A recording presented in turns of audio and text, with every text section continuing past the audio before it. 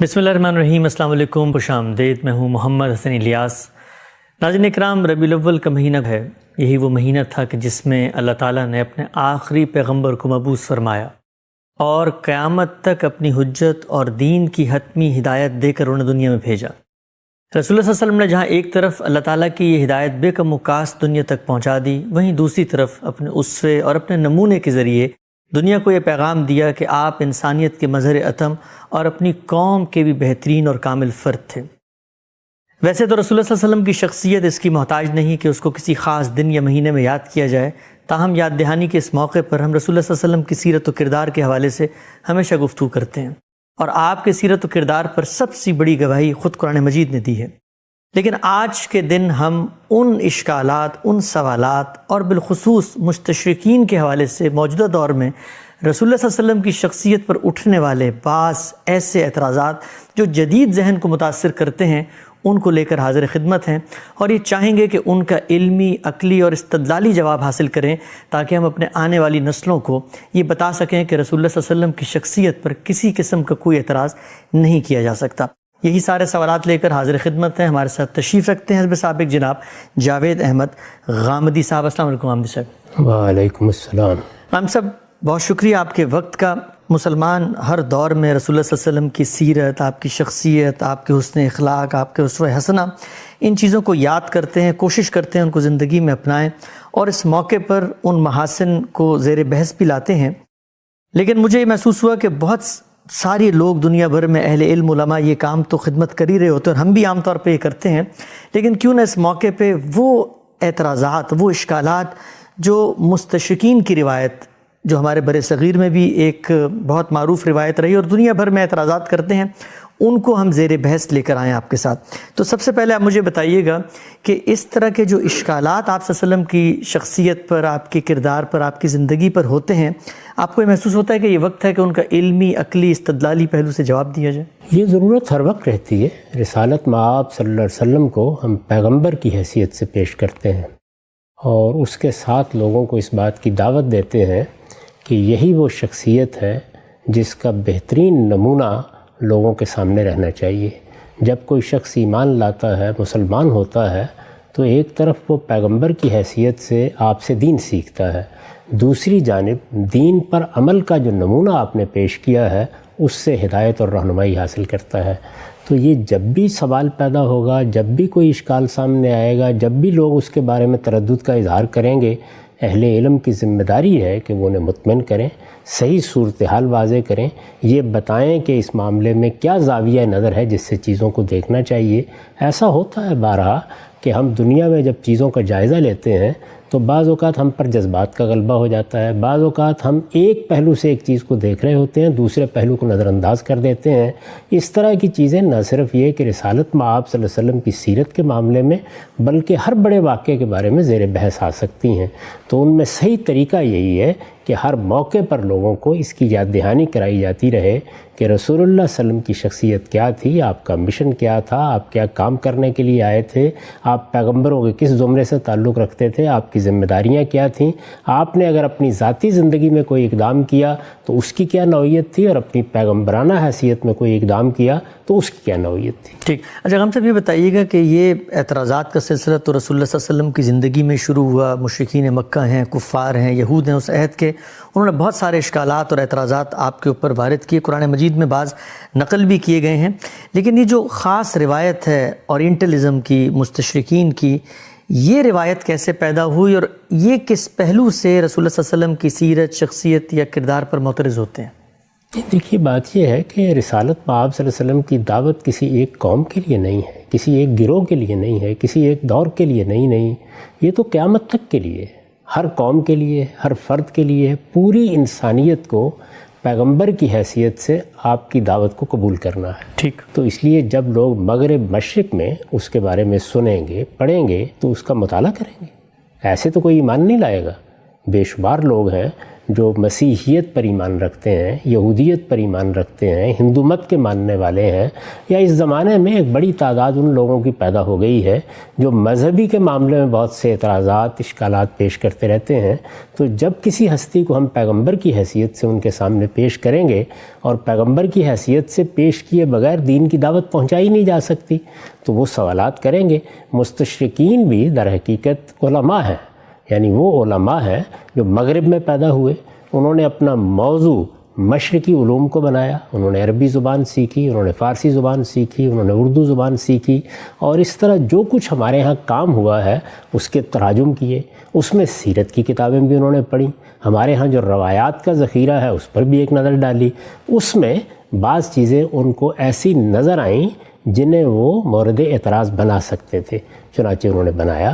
اور یہ سلسلہ اس وقت کوئی نیا نہیں ہے، یہ پچھلے 300-400 سال سے ہم دیکھ رہے ہیں۔ اچھا، ایک زمانہ وہ تھا کہ جس میں معلومات ہی بہت کم تھی، وہ لوگ تھے جو مسیحی پس منظر سے اٹھتے تھے، اور جس طرح ایک روایت ہوتی ہے مذہبی گروہ میں کہ وہ اعتراضات کرنے کے لیے کیڑے چننا شروع کر دیتے ہیں، یعنی ان کا معاملہ یہ ہوتا ہے کہ وہ بالکل غلاظت کی مکھی بن جاتے ہیں اور اسی طرح دیکھتے رہتے ہیں کہ کہاں کہاں سے کوئی چیز تلاش کی جا سکتی ہے۔ لیکن بتدریج خود استشراق کی اس دعوت میں بھی یا اس روایت میں بھی تبدیلیاں آنی شروع ہوئیں۔ اچھا، یعنی لوگوں کو محسوس ہوا کہ اب علم عام ہو رہا ہے، لوگوں کی رسائی کتابوں تک ہو رہی ہے، تو وہ بھی علمی طریقے سے چیزوں کا جائزہ لینے لگے۔ علمی طریقوں سے جائزہ لینے کے بعد بھی ان سے آپ یہ توقع نہیں کر سکتے کہ وہ عقیدت کے جذبے سے ان چیزوں کو دیکھیں گے۔ انہیں تو بہرحال اسی نقطہ نظر سے دیکھنا ہے کہ پیغمبر کی حیثیت سے کیا یہ شخصیت قابل قبول ہے۔ پھر ان کے سامنے سیدنا مسیح علیہ السلام کی شخصیت ہے۔ سیدنا مسیح علیہ السلام کو وہ پیغمبر سے بھی آگے خدا کا بیٹا مانتے ہیں۔ ان کی شخصیت سے ایک تاثر بنا ہوا ہے، اس تاثر کا بھی ظاہر ہے کہ انسان اپنے پس منظر میں لے کر آگے مطالعے کے لیے آگے بڑھتا ہے۔ تو اس لیے یہ ساری چیزیں ہیں جن کا لحاظ رکھ کے لوگ مطالعہ کریں گے۔ ہم بھی جب مغربی تہذیب کا مطالعہ کرتے ہیں یا مغربی علوم کا مطالعہ کرتے ہیں یا مغرب میں جس طریقے سے ریناسنس کا فکر پیدا ہوا اس کا مطالعہ کرتے ہیں، تو یہی کام ہم بھی کر رہے ہوتے ہیں۔ ہم بھی یہ دیکھ رہے ہوتے ہیں کہ دیکھیے اس ذہن میں خدا کی کیا حیثیت رہ گئی ہے، اس میں انسان کا کیا مقام بن گیا ہے، یہ کائنات کو کس طریقے سے دیکھ رہے ہیں۔ تو یہاں ہمارے مطالعے میں بھی بہت سی چیزیں ایسی ہوتی ہیں جس میں ہم ان کی نیت پر بھی گفتگو کر رہے ہوتے ہیں، ان کے اقدامات پر بھی گفتگو کر رہے ہوتے ہیں، ان کے فلسفیانہ مباحث کو بھی زیر بحث لا رہے ہوتے ہیں، اور اس سے آگے بڑھ کر اس کا جو عملی ظہور سیاست، معیشت، معاشرت میں ہوتا ہے اس پر بات کرتے ہیں۔ تو جس طرح یہ حق ہم کو حاصل ہے ان کو بھی حاصل ہے۔ ہمارا کام یہ ہے کہ ایسے موقعوں پر ان تمام مباحث کے اندر صحیح علمی رویہ اختیار کریں، یعنی اس چیز سے اٹھ کر کہ مغرب کیا ہے، مشرق کیا ہے، انسانیت کی سطح پر چیزوں کو دیکھنا سیکھیں، اور رسالت مآب صلی اللہ علیہ وسلم کا تعارف بھی اسی بلند سطح پر کھڑے ہو کے کرائیں۔ آپ سے بڑی خوبصورت بات آپ نے فرمائی۔ یہ بتائیے گا مجھے کہ ہمارے ہاں چونکہ ایک روایت ہے ہماری، اور ہماری وہ ہیریٹیج ہے، تراث ہے، ہم اس سے ایک لگاؤ بھی رکھتے ہیں، تو کیا ہمارے جو علماء کرام ہیں انہوں نے بھی استشراق کے نظریات کا مطالعہ کیا، کوئی ان کے بھی جوابات دیے؟ اس کی بھی ذرا تھوڑا سا ہمیں نئی نسل کو ذرا رہنمائی کیجیے۔ ہر جگہ ہوا ہے، دیکھیے مصر میں ہوا ہے، عرب میں ہوا ہے، دوسری بعض جگہوں پر ہوا ہے، ہندوستان میں ہوا ہے۔ یہ آپ کو معلوم ہے کہ جب یہاں نئے نئے مسیحی آئے تو ہمارے ہاں علماء نے ان کے ساتھ مناظرے کرنے شروع کر دیے۔ یہ اس زمانے کی روایت تھی، چنانچہ مولانا رحمۃ اللہ کیرانوی اور بعض دوسرے بزرگوں کی بعض غیر معمولی تصنیفات ہیں۔ سر سید نے اصل میں مستشرقین کا جواب دینے کے لیے سیرت کے خطبات دیے، اس کے لیے سفر کیا، ایک بڑی تصنیف ان کے قلم سے نکلی۔ اسی طرح بہت سے دوسرے اہل علم ہیں جو رسالت مآب صلی اللہ علیہ وسلم کی پیشینگوئیوں کے بارے میں، مسیحی مذہب سے تعلق کے بارے میں، اسی طرح استشراق کے اعتراضات کے معاملے میں کتابیں لکھ رہے ہیں۔ یہ سلسلہ اس وقت بھی جاری ہے، اس وقت بھی جاری ہے۔ آپ اگر عالم عرب میں دیکھیں تو وہاں استشراق کی پوری تاریخ ہے، اس کے اوپر بڑی بڑی مجلدات میں بحثیں کی گئی ہیں اور یہ بتایا گیا ہے۔ تو ایسا نہیں ہے کہ کوئی سلسلہ بند ہو گیا، یہ ہمیشہ سے جاری رہا ہے۔ ٹھیک، آگے بڑھتے ہیں ہم سب۔ جب ہم جائزہ لیتے ہیں ان اعتراضات کا، ان اشکالات کا جو مستشرقین کی جانب سے سامنے آتے ہیں، ان میں جو سب سے پہلا بنیادی نقطہ جو ہر جگہ ان کی کتابوں میں بکھرا ہوا ہے وہ یہ ہے کہ رسالت مآب صلی اللہ علیہ وسلم کا جو پیغام تھا، یعنی قرآن مجید کی صورت میں، اس کے اندر سے وہ بعض چیزیں تلاش کر کے ان کی مماثلت یا ان کی جو ہسٹری ہے وہ ٹریس کرتے ہیں قدیم جو کتابیں ہیں، تورا ہے یا بائبل ہے، اور اشکال یہ پیدا کرتے ہیں کہ یہ سب کچھ تو اصل میں وہاں سے لیا گیا ہے جس کو ریپلیکیٹ کر کے ایک نئی کتاب کا نام دے دیا گیا ہے۔ تو یہ مجھے بتائیے گا کہ جب اس نوعیت کا کوئی اعتراض سامنے آتا ہے تو ایک مسلمان کو، بالخصوص وہ جو مذہبی علوم کو پڑھتا ہے اور سوسائٹی میں بیان کرتا ہے، اس کو کس پہلو سے ان چیزوں کو کاؤنٹر کرنا چاہیے؟ یہ ہماری غلطی ہے۔ ہم اصل میں خود اسلام کو محمد الرسول اللہ صلی اللہ علیہ وسلم کے لائے ہوئے مذہب کی حیثیت سے پیش کرتے ہیں، جبکہ قرآن مجید کا یہ دعویٰ نہیں ہے۔ قرآن مجید تو یہ کہتا ہے کہ آدم علیہ السلام سے لے کر محمد الرسول اللہ صلی اللہ علیہ وسلم تک ایک ہی دین پیش کیا گیا، اور یہ اسلام ہے۔ لہٰذا بائبل میں بھی جو تاریخ بیان ہوئی ہے وہ ہماری تاریخ ہے۔ اس سے پہلے جو کتابیں نازل ہوئیں، جیسے تورات نازل ہوئی، جیسے زبور نازل ہوئی، جیسے انجیل نازل ہوئی، انبیاء کو صحائف دیے گئے، یہ سب کے سب اسلام کے صحائف اور اسلام کی کتابیں ہیں۔ اگر آپ اس طرح سے دیکھیں گے تو اصل میں تو قرآن مجید یہ کہہ ہی نہیں رہا کہ یہ کوئی نئے یا انوکھے رسول آ گئے ہیں یا یہ کوئی نئی دعوت لے کر آ گئے ہیں۔ آپ یہ دیکھیے کہ قرآن نے جب تعارف کرایا رسالت مآب صلی اللہ علیہ وسلم کو دین کا، تو یہ بتایا کہ یہ پیغمبر ہے جن کی طرف ہم نے یہ ہدایت بھیجی تھی۔ ٹھیک، اس کی پوری تاریخ بیان کی کہ یہ ہدایت ہم نے آدم علیہ السلام کے زمانے سے دینا شروع کی تھی۔ ٹھیک، پیغمبروں کے نام لے کے یہ کہا، اور اس میں خاص طور پر بنی اسرائیل کے پیغمبر سب کے سب گنوا دیے، جگہ جگہ یہ مضمون ہے، اور پھر کہا فَبِہُدَاهُمْ اقتدوا، اب آپ بھی انہی کی ہدایت کی پیروی کریں۔ اسی طرح سے یہ متربع کرتے ہوئے فرمایا سورہ شورى میں کہ شرع لکم من الدین ما وصى به نوح والذی اوحینا الیک وما وصینا به ابراہیم وموسیٰ وعیسیٰ ان اقیموا الدین ولا تتفرقوا فیہ، یعنی یہ جو دین اب دیا گیا ہے یہ کوئی نیا دین نہیں ہے۔ ان آیات کا مدعا یہ ہے ہم نے یہ وہی دین ہے پیغمبر آپ کو دیا ہے جو اس سے پہلے ہم ان سب پیغمبروں کو دے چکے ہیں۔ پھر پیغمبروں کے نام گنوائے ہیں، ابراہیم، موسیٰ، عیسیٰ، سب پیغمبروں کا یہی دین تھا، اور سب کو اس کے بارے میں یہ ہدایت کی گئی تھی کہ ان اقیموا الدین ولا تتفرقوا فیہ، اس دین پر قائم رہو، اس میں کوئی تفرقہ پیدا نہ کرو۔ یہ دعوت ہے دین کی، یعنی دین کا صحیح تعارف یہ ہے۔ چنانچہ اس کو جب آپ اس حیثیت سے پیش کرتے ہیں تو یہاں تو تورات کی چیزیں زیر بحث آئیں گی، انجیل کی چیزیں زیر بحث آئیں گی، زبور کی چیزیں زیر بحث آئیں گی، بنی اسرائیل کی پوری تاریخ زیر بحث آئے گی، اس لیے کہ یہ اسلام کی تاریخ کا ایک اہم واقعہ ہے کہ سیدنا ابراہیم علیہ السلام کے بعد اللہ تعالیٰ نے نبوت کی اسکیم میں تبدیلی کی، اور ان کی ذریت کو، پوری ذریت کو اس کا انتخاب کر کے یہ منصب دیا کہ وہ اللہ کے دین کی اب شہادت دے گی۔ ان کے لیے 2 علاقوں کا انتخاب کیا۔ رسالت مآب صلی اللہ علیہ وسلم بنی اسماعیل میں سے ہیں، ابراہیم علیہ السلام کی اولاد ہیں، اسماعیل ابراہیم علیہ السلامی کے بیٹے تھے۔ یہ جو حرم ہے ہمارا، یہ ابراہیم علیہ السلام کی بنائی ہوئی مسجد ہے جس کی طرف ہم منہ کر کے نماز پڑھتے ہیں۔ تو یہ ایک ہی روایت ہے، اور یہی وجہ ہے کہ جب رسول اللہ صلی اللہ علیہ وسلم نے اپنی دعوت کی ابتدا کی تو شریعت کے معاملے میں بھی آپ کو یہ کہا گیا کہ آپ ملت ابراہیم کی پیروی کریں۔ مسلمانوں کو ہدایت کی گئی کہ اتبعوا ملت ابراہیم حنیفہ، ابراہیم کا دین، ابراہیم کے دین کی روایت، اسی کو لے کر آپ چلیں گے۔ جہاں کہیں کوئی خرابی پیدا ہو گئی تھی اس کی اصلاح کر دی گئی، جو چیز مردہ ہو گئی تھی اسے زندہ کر دیا گیا، اگر کوئی زمانے کی تبدیلی کے ساتھ اضافہ کرنا تھا تو وہ بھی کر دیا گیا، لیکن بنیادی طور پر یہ وہی روایت ہے۔ اس لیے یہ بات ہی صحیح نہیں ہے، یعنی یوں نہیں ہے کہ یہ کوئی نیا دین تھا، نئی دعوت تھی، نیا پیغام تھا، یہ تاریخ کا پہلا واقعہ تھا۔ یہ اصل میں انبیاء کی پوری تاریخ کے پس منظر میں کھڑے ہو کر گفتگو ہے ساری۔ تو اس میں تو یہ سب چیزیں زیر بحث آئیں گی، اور ان میں جو تاریخ بائبل میں ہمیں ملتی ہے، اگر کہیں کوئی غلطی ہوئی ہے یا روایت کرنے والوں نے کوئی خرابی پیدا کر دی تو اصلاح بھی کی جائے گی۔ چنانچہ جو لوگ دونوں کا تقابلی مطالعہ کرتے ہیں ان پر یہ حقیقت واضح ہو جاتی ہے کہ قرآن مجید نے 10 مقامات پر اصلاحات بھی کی ہیں، یعنی یہ بتایا ہے کہ اصل واقعہ اس طرح تھا۔ پیغمبروں کے معاملے میں جو ان کی تاریخ میں بعض غلط باتیں مشہور ہو گئی تھیں، ان کے معنی میں بھی صحیح نقطہ نظر کو واضح کیا ہے۔ تو اس لیے یہ معاملہ تو ایسے ہی ہوگا۔ ہم جب اس وقت اسلام پر گفتگو کر رہے ہیں تو کیا آج گفتگو کر رہے ہیں؟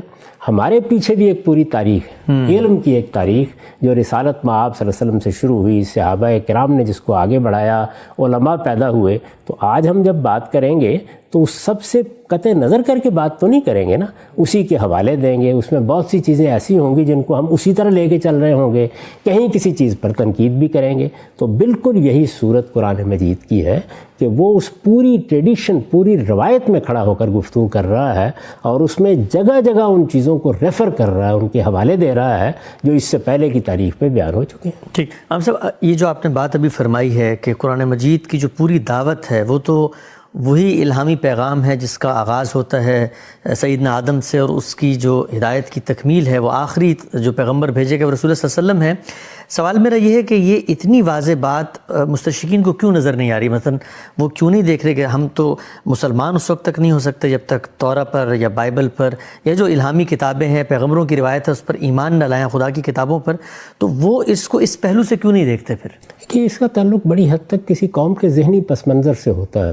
جو جوڈو کرسچن روایت ہے اس میں پہلے تو بنی اسرائیل کے پیغمبر ہیں، اور آپ دیکھیے کہ خود یہود نے سیدنا مسیح علیہ السلام کو تسلیم نہیں کیا. سیدنا مسیح علیہ السلام کے بارے میں یہ خیال پیدا ہو گیا، اور اسی پر سارے مسیحی علم کلام کی بنیاد ہے کہ اللہ تعالیٰ نے انسان کو جس امتحان میں ڈالا تھا اس میں پہلا گناہ ہو گیا. اب اس کے کفارے کے طور پر اس نے اپنا بیٹا بھیجا. یہ آخری نجات ہے جو انسانوں کے لیے اللہ کی طرف سے قائم کر دی گئی ہے. اب ظاہر ہے کہ اس کے بعد وہ کسی پیغمبر کو کیوں دیکھیں گے؟ اور پھر جب اس پوری روایت سے ہٹ کر بنی اسماعیل میں ایک پیغمبر یا عرب میں ایک پیغمبر کی بات کی جاتی ہے تو یہ ذہنی پس منظر اس کو قبول نہیں کرتا. جب قبول نہیں کرتا تو اس روایت میں رکھ کر اس کو دیکھنے کے لیے بھی تیار نہیں ہوتا. یوں نہیں ہے کہ یہ دیکھنے کا عمل منقطعی ہو گیا، نہیں، اب اہل علم اس پر غور بھی کرنے لگ گئے ہیں، اب اس روایت کے اندر رکھ کر بھی اس کو دیکھنے لگ گئے ہیں. لیکن یہ ایک تدریجی عمل ہے جو دنیا کے ہر علم میں اسی طرح سے ہوتا ہے. پہلے دن یہ توقع بھی نہیں کرنی چاہیے کہ لوگ بالکل صحیح زاویے سے اس کو دیکھیں گے. میں آپ سے پوچھتا ہوں کہ یہ جس بات کی طرف میں ہمیشہ توجہ دلاتا ہوں کہ یہ دین تمام پیغمبروں کا دین ہے، اس کی ابتدا آج سے 1200-1500 سال پہلے نہیں ہوئی. یہ آدم علیہ السلام سے اسی طرح چلا آ رہا ہے. اس میں جو سنت قائم کی گئی ہے وہ بھی اصل میں دین ابراہیمی کی روایت ہے. تو خود ہمارے ہاں لوگ کیا اس کو قبول کر لیتے ہیں؟ نہیں، ایسا ہو جاتا ہے بعض اوقات. اس لیے چیزوں کو واضح کرنے کا یہ عمل جاری رکھنا چاہیے. یہ جس طرح غلطیاں یہاں لگ سکتی ہیں اسی طرح ادھر بھی لگ سکتی ہیں. ٹھیک. اب سر ایک اور ضمنی پہلو واضح کیجیے گا.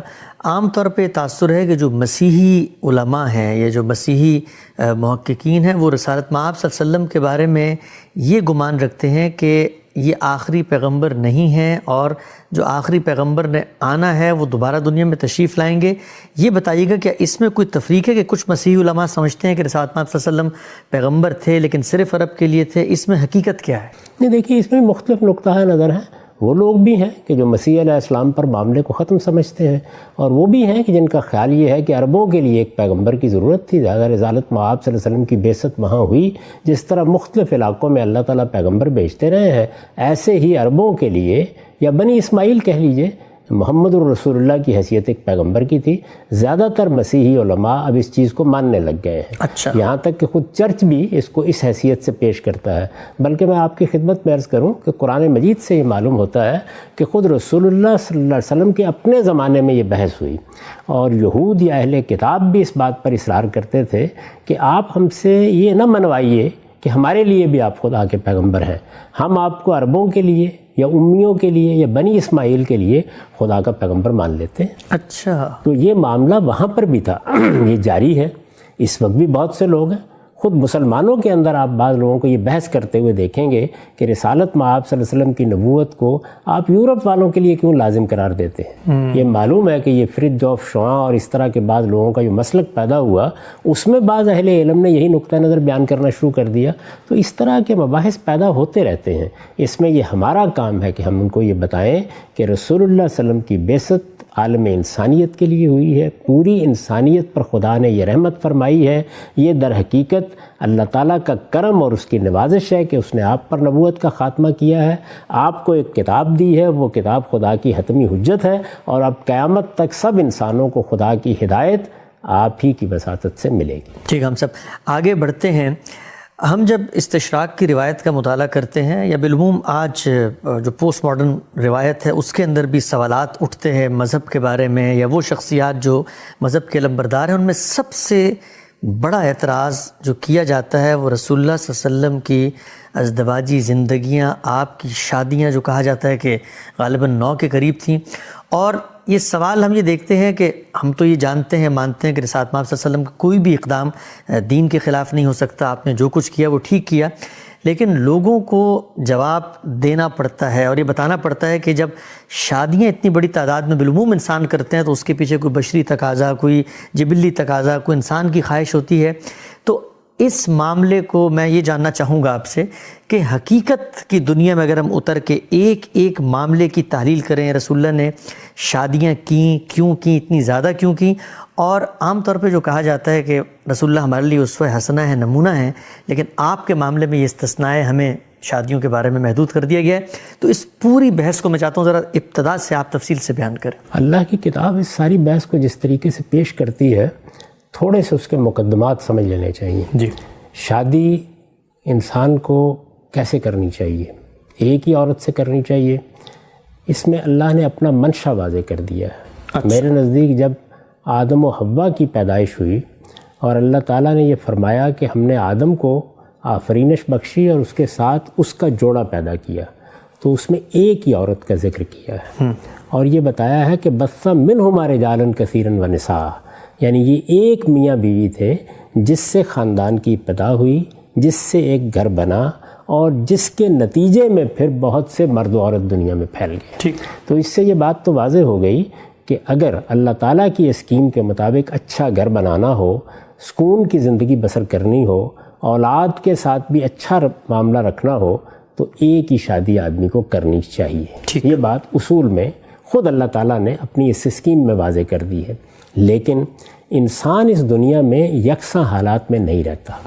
چنانچہ تمدنی تقاضوں کے تحت قبائلی زندگی میں، زرعی تمدن کے زمانے میں، آج کے دور میں یہ ضرورتیں تبدیل ہوتی رہتی ہیں. آپ یہ دیکھیے کہ ایک وقت وہ تھا جب قبائلی معاشرے میں کسی شخص کے لیے یہ ممکن ہی نہیں تھا کہ وہ ایک شادی پہ اکتفا کر سکے. کیوں؟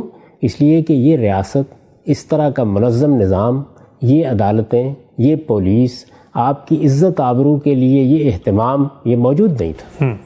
اس وقت انسان کے لیے اس کے سوا کوئی چارہ نہیں تھا کہ اس کے بیٹے یا اس کے بھائی اس کے دائیں بائیں کھڑے ہوں گے اور ان کی بڑی تعداد ہوگی تو وہ اپنی عزت کی حفاظت کر سکے گا، اپنے مال کی حفاظت کر سکے گا، اپنے آبرو کی حفاظت کر سکے گا. ٹھیک. قرآن مجید خود تصویر کھینچتا ہے کہ جب کوئی بڑا آدمی یہاں بیٹھا ہوتا ہے تو بنین شہودہ، اس کے دائیں بائیں اس کی اولاد کھڑی ہوتی ہے. اب اگر آپ کی ضرورت یہ ہے کہ آپ کے 20-30 بچے ہوں اور وہ آپ کے دست و بازو بنے اور وہ کھڑے ہو کر اگر کوئی جنگ ہو جاتی ہے، جھگڑا ہو جاتا ہے، آپ کے مال پر کوئی قبضہ کرنے کے لیے آتا ہے تو آپ کا دفاع کر سکیں، تو وہ ایک شادی پہ اکتفا نہیں کرے گا. تو اس لیے شادی کے معاملے کو 2 زاویوں سے ہمیشہ دیکھنا چاہیے. ایک زاویہ بشری ضرورت کا ہے اور ایک زاویہ تمدنی اور حالات کی ضرورت کا ہے. ٹھیک. اس چیز کو سامنے رکھ کر اگر آپ دیکھیں تو پیغمبروں کی پوری تاریخ میں ہم کو متنوع رویے نظر آتے ہیں. اچھا. سیدنا یحییٰ نے شادی ہی نہیں کی، مسیح علیہ السلام نے بھی شادی نہیں کی، گھر نہیں بسایا. اس کی وجہ بتائیے کہ کیوں نہیں کیا، لیکن بہرحال ہم جانتے ہیں کہ گھر نہیں بسایا. سیدنا ابراہیم علیہ السلام کے معاملے میں ہمیں معلوم ہے، جو کچھ بائبل بتاتی ہے اس میں بھی 3 بیویاں ان کی مذکور ہیں. موسیٰ علیہ السلام کے بارے میں بھی یہی صورتحال ہے.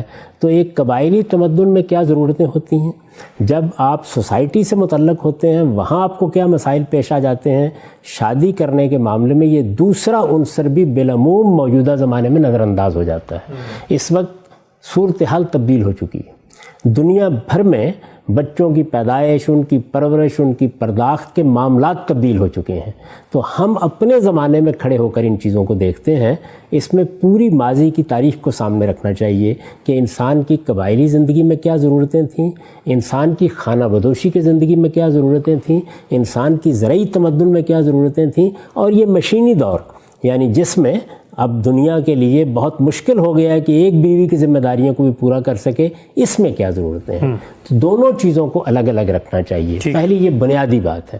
اس بنیادی بات کو سامنے رکھ کر اب ذرا اندازہ کیجئے کہ رسول اللہ صلی اللہ علیہ وسلم نے اس معاملے میں کیا طریقہ اختیار کیا. یہ معلوم ہے ہر آدمی یہ جانتا ہے کہ 25 سال کی عمر میں کم و بیش آپ نے شادی کی، پہلی شادی کی۔ کس سے کی؟ ایک بیوہ خاتون سے کی۔ وہ بیوہ خاتون جس کے بچے بھی تھے، اس سے شادی کی، وہ آپ کے گھر تشریف لائیں۔ اس کے بعد کم و بیش 25 سال آپ نے ان کی رفاقت میں گزار دی، سیدہ خدیجہ کی۔ یعنی اس 25 سال کے عرصے میں، جس میں آپ کی عمر 50 سال کی ہو گئی، جوانی کا یہ سارا زمانہ آپ نے انہی کی رفاقت میں گزارا۔ اچھا، سیرت کا مطالعہ کریں، کہیں شائبہ بھی نظر نہیں آتا۔ اور یہ خیال نہ کریں کہ عربوں میں کوئی شادی کرنا بہت مشکل کام تھا، یا شادی کا پیغام نہیں دیا جا سکتا تھا، یا بنو ہاشم کے ایک جلیل القدر فرد کے لیے شادی کرنے میں کوئی مشکلات تھیں۔ شادیاں بہت لوگ کرتے تھے عرب میں، عام رواج تھا تعدد ازواج کا، لیکن اس سب کچھ کے باوجود 25 سال تک رسالت مآب صلی اللہ علیہ وسلم نے دوسری جانب نگاہ اٹھا کے بھی نہیں دیکھا۔ یہ سارا عرصہ گزر گیا، سیدہ خدیجہ کی وفات ہو گئی۔ اس سال کو عام الحزن کہا جاتا ہے۔ اچھا، شدید رنجیدہ خاطر رہے رسالت مآب صلی اللہ علیہ وسلم۔ اس رنجیدہ خاطری کے زمانے میں آپ کی بچیاں بھی تھیں، یعنی گھر میں جن کی نگہداشت کرنا، جن کے معاملات کو دیکھنا ایک ضروری امر تھا۔ اسی طرح سے گھر در کی ذمہ داریوں کے ساتھ آپ ایک بڑے منصب پر اللہ تعالیٰ کی طرف سے فائز کیے جا چکے۔ سفر بھی ہو رہا ہے، جہاد پہ بھی جا رہے ہیں، باقی کام ابھی جہاد کا موقع تو نہیں آیا تھا، یعنی عرب میں جو مکے کی زندگی تھی اس میں بھی بہرحال آپ دعوت پیش کر رہے تھے، پیغام پہنچا رہے تھے، اور اس کے ساتھ کاروباری اور دوسرے معاملات بھی ہوتے تھے۔ یہ جتنا سارا عرصہ ہے رسالت مآب صلی اللہ علیہ وسلم کا جو 25 سال کا ہے، اس میں تو سیدہ خدیجہ ہی آپ کی رفاقت میں رہیں، لیکن ان کے دنیا سے رخصت ہو جانے کے بعد یہ ضرورت ایک بالکل ہی طبعی ضرورت تھی کہ اب گھر بسنا چاہیے۔ اس پر بھی آپ نے اپنی طرف سے کوئی اقدام نہیں کیا۔ اچھا، جب آپ تاریخ کو دیکھتے ہیں تو معلوم ہوتا ہے کہ راستے میں جاتے ہوئے ایک خاتون جن کا نام خولہ بتایا جاتا ہے، اس نے آپ سے یہ کہا کہ جب سے سیدہ خدیجہ دنیا سے رخصت ہوئی ہے، میں یہ محسوس کرتی ہوں کہ آپ کچھ محتاج سے ہو کے رہ گئے ہیں۔ ظاہر ضرورتیں ہوتی ہیں، بچیاں ہیں گھر میں، معاملات کو دیکھنا ہے، تو آپ شادی کیوں نہیں کر لیتے؟ میں آپ کی طرف سے کسی کو پیغام کیوں نہ دوں؟ میں آپ سے عرض کرتا ہوں کہ ان کے جو الفاظ ہیں وہ میں آپ کو پڑھ کے سنا دیتا ہوں۔ یہ ابن سعد میں نقل ہوئے ہیں، اچھا، اور مسند احمد میں بھی۔ یا رسول اللہ کانی اراک قد دخلت کا خلت لفقد خدیجہ افلا اخطب علیک۔ اللہ کے رسول، میں دیکھتی ہوں کہ خدیجہ کی رفاقت سے محرومی کے بعد آپ گویا محتاج سے ہو کر رہ گئے ہیں، میں آپ کی طرف سے کسی کو نکاح کا پیغام نہ دوں؟ اچھا، رسالت مآب صلی اللہ علیہ وسلم سے ایک خاتون نے یہ بات کہی، اس کے جواب میں آپ نے فرمایا، یعنی اب آپ کے ہاں کوئی بیوی نہیں ہے، اس کے جواب میں آپ نے فرمایا کہ کیا کوئی رشتہ ہے؟ انہوں نے یہ کہا کہ کنواری کا رشتہ بھی ہے آپ کے لیے اور شوہر دیدہ کا رشتہ بھی ہے۔ ٹھیک، یہ میں اس سے پہلے عرض کر چکا کہ آپ اگر دوسری شادی سیدہ کی موجودگی میں کرنا چاہتے تو اس وقت بھی یہ صورتحال تھی، آپشنز تھے، یہاں بھی موجود تھے، اس وقت بھی موجود تھے۔ عربوں میں یہ کوئی بڑا مسئلہ نہیں تھا، ہمارے معاشرے کی روایات دوسری ہیں، لیکن عربوں کے ہاں یہ کوئی مسئلہ نہیں تھا۔ تو اس نے کہا کہ کنواری بھی ہے اور شوہر دیدہ بھی ہے۔ ٹھیک، کنواری کا پوچھا گیا تو اس نے کہا کہ آپ ہی کے بھائی اور دوست صدیق اکبر کی بیٹی یعنی سیدہ عائشہ کے بارے میں خولہ رضی اللہ عنہ نے کہا۔ اور دوسری کون ہے؟ سودا بنت زمعہ ہے، یہ ایک بیوہ خاتون تھی اور رسالت مآب صلی اللہ علیہ وسلم ہی کی کم و بیش ہم عمر تھیں، یعنی آپ کی عمر بھی اس وقت 50 سال کے قریب تھی اور ان کی عمر بھی اس وقت 50 سال کے قریب تھی۔ اس موقع کے اوپر ایک شریف النفس انسان کیا کہے گا؟ یہی کہ بھائی دونوں جگہ تم بات کر کے دیکھ لو، دیکھتے ہیں کہاں سے کیا جواب ملتا ہے۔ وہ گئیں، انہوں نے جا کے سیدنا صدیق کے ہاں بات کی تو وہاں انہیں کچھ تھوڑی مایوسی ہوئی۔ اچھا، اس لیے کہ سیدنا صدیق کی اہلیہ نے انہیں یہ بتایا کہ عائشہ کا تو رشتہ پہلے سے طے ہو چکا ہوا ہے، اچھا، اور ہم رخصتی کے منتظر ہیں۔ یہ بات البتہ ہے کہ جن لوگوں کے ہاں یہ رشتہ طے ہے وہ ہمارے مسلمان ہو جانے کے بعد معلوم ہوتا ہے کچھ بدلے سے محسوس ہوتے ہیں، تو ابو بکر آئیں گے، میں ان سے بات کروں گی، وہ وعدہ خلافی تو کبھی نہیں کریں گے۔ پھر بعض روایتوں میں اسی ابن سعد کی تاریخ سے یہ بات بھی معلوم ہوتی ہے کہ جب سیدنا صدیق گھر میں آئے اور انہوں نے بات کی تو سیدنا صدیق نے کہا کہ وہ تو میرے بھائی ہیں، تو کیا بھتیجی سے ان کی شادی ہو جائے گی؟ یعنی رسول اللہ کے بارے میں فرمایا۔ تو اس طرح کے ترددات کا اظہار بھی ہوا۔ ٹھیک، وہ خاتون وہاں سے نکلی اور وہ سودا بنت زمعہ کے پاس چلی گئیں۔ انہوں نے جا کے ان کو پیغام دیا، وہ پیغام انہوں نے قبول کر لیا۔ ٹھیک. ادھر سیدنا صدیق یہ بات سننے کے بعد ان لوگوں کے ہاں گئے جہاں سیدہ عائشہ کا رشتہ پہلے سے طے تھا، تو انہوں نے رشتہ ختم کرنے کی بات کر دی. اچھا. تو اب یہ ساری بات ہونے کے بعد دونوں جگہ رشتہ منظور ہو گیا. عربوں کی روایات کو پیش نظر رکھیں تو جب آپ نے جا کے پیغام دیا ہے اور 2 جگہ پیغام دیا ہے اور دونوں جگہ پیغام قبول ہو گیا ہے تو اب آپ انکار نہیں کر سکتے. قبائلی زندگی کی روایات، وہاں کی شان کچھ اور ہوتی ہے. ہمارے معاشرے کا معاملہ نہیں. ہمارے یہاں بھی یہ ہے کہ اگر آپ کہیں پیغام دے دیں تو 10 مرتبہ سوچیں گے کہ اب کیا کیا جائے. تو رسالت مآب صلی اللہ علیہ وسلم نے یہ رشتے قبول کر لیے. اس کے بعد کیا ہوا؟ اب آپ کے سامنے یہ سوال تھا کہ ایک طرف ایک کنواری خاتون ہے اور دوسری جانب ایک بیوہ خاتون ہے جن کی عمر کم و بیش 50 سال ہے. آپ غور فرمائیے کہ آپ نے کیا انتخاب کیا. اچھا. گھر میں بچیاں ہیں تو آپ نے سودا بنت زمع کا انتخاب کیا. اچھا. آپ نے فرمایا کہ میں عائشہ سے نکاح کر لیتا ہوں لیکن رخصتی سودا بنت زمع کی ہوگی. 4 سال تک اس کے بعد سودا بنت زمع رضی اللہ عنہا ہی آپ کے گھر میں رہیں. اچھا. بچیوں کی نگہداشت کرتی رہیں، آپ کی رفاقت ان کو میسر رہی. یعنی وہی ایک خاتون تھی. اس میں دیکھیے کہ انسانی لحاظ سے کیا چیز کار فرما ہے. ایک بزرگ خاتون ہے، 50 سال کی ان کی عمر ہے. آپ نے یہ پسند نہیں کیا کہ ان کے ساتھ ایک دوسری بیوی لے آؤں جو جوان بھی ہے، کنواری بھی ہے، اور جیسے کہ ہم تاریخی طور پر جانتے ہیں کہ بہت حسین و جمیل بھی ہے. اس سب کچھ کے باوجود رسالت مآب صلی اللہ علیہ وسلم نے اس کو گوارا نہیں کیا. ٹھیک. مکے سے ہجرت ہو گئی پھر بھی رخصتی نہیں ہوئی. اچھا. مدینہ تشریف لے آئے، وہاں آ کے بھی آپ نے اپنی طرف سے کوئی ایمان نہیں کیا. سیدنا صدیق نے آپ سے بات کی کہ آپ کی بیوی ہمارے گھر میں ہیں تو آپ ان کی رخصتی کرا لیں. اچھا. اس موقع پر بھی دیکھیے کہ آپ نے جا کے سیدہ سودا سے بات کی اور ان کو کہا کہ میں آپ کو آزاد کر دیتا ہوں. یعنی اب ظاہر ہے کہ ایک کنواری خاتون گھر میں آئیں گی اور یہ فطری سی بات ہے کہ ان کا زیادہ اثر رسوخ ہوگا. تو ایک بوڑھی خاتون ہے، عربوں میں یہ کوئی مسئلہ نہیں تھا، آپ نے آزاد کر دیا، کہیں اور شادی ہو جائے گی.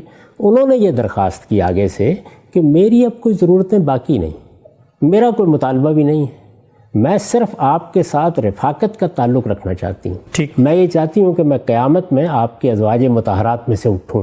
تو آپ اطمینان سے عائشہ کو اپنے گھر میں لے آئیے، میرا کوئی مطالبہ نہیں.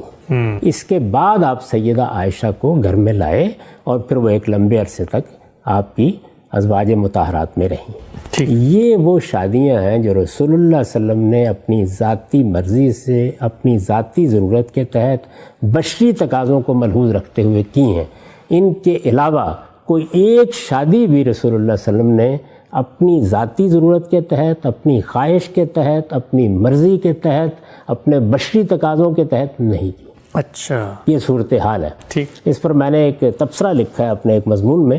یہ مضمون ازواج مطہرات کے عنوان سے میری کتاب مقامات میں ہے. ٹھیک. میں یہ چاہتا ہوں کہ اس کا کچھ حصہ آپ کے سامنے پیش کر دوں تاکہ آپ اندازہ کر سکیں. میں نے لکھا ہے نبی صلی اللہ علیہ وسلم کی حیثیت بشری میں یہی آپ کی ازواج ہے. اچھا. یعنی ایک انسان کی جو حیثیت آپ کی ہے، قرآن مجید کہتا ہے نا کہ کل انما انا بشر مثلکم.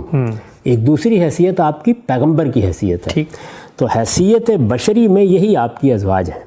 ان کے علاوہ آپ نے اپنی اس حیثیت میں کسی عورت کے ساتھ نکاح نہیں کیے، اپنی اس حیثیت میں. چنانچہ جو لوگ آپ کو تعدد ازواج کا الزام دیتے اور آپ کی پاکیزہ اور مطہر زندگی پر کیچڑ اچھالنے کی کوشش کرتے ہیں، ان کے بارے میں صرف یہی کہا جا سکتا ہے کہ ان کے سینے خدا کے خوف سے خالی ہیں.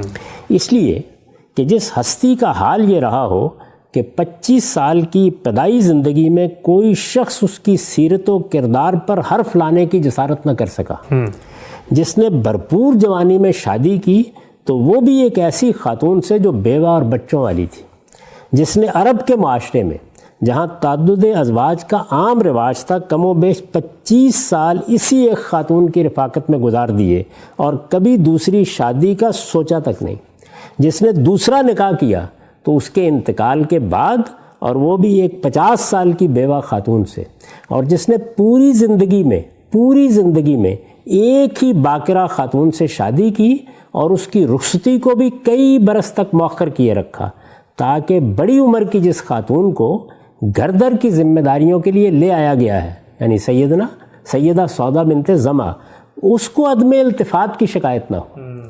اس کے بارے میں صرف یعنی اس شخصیت کے بارے میں صرف ایک بیمار ذہن کا شخص یہ سوچ سکتا ہے کہ 55 سال کی عمر کو پہنچنے کے بعد اسے اچانک شادیوں کا ہوکا ہو گیا تھا اور اپنی خواہش نفس کی تسکین کے لیے اس نے اپنے ہی بنائے ہوئے قانون میں ترمیم کی اور ایک کے بعد دوسری عورت سے نکاح کرنا شروع کر دیا.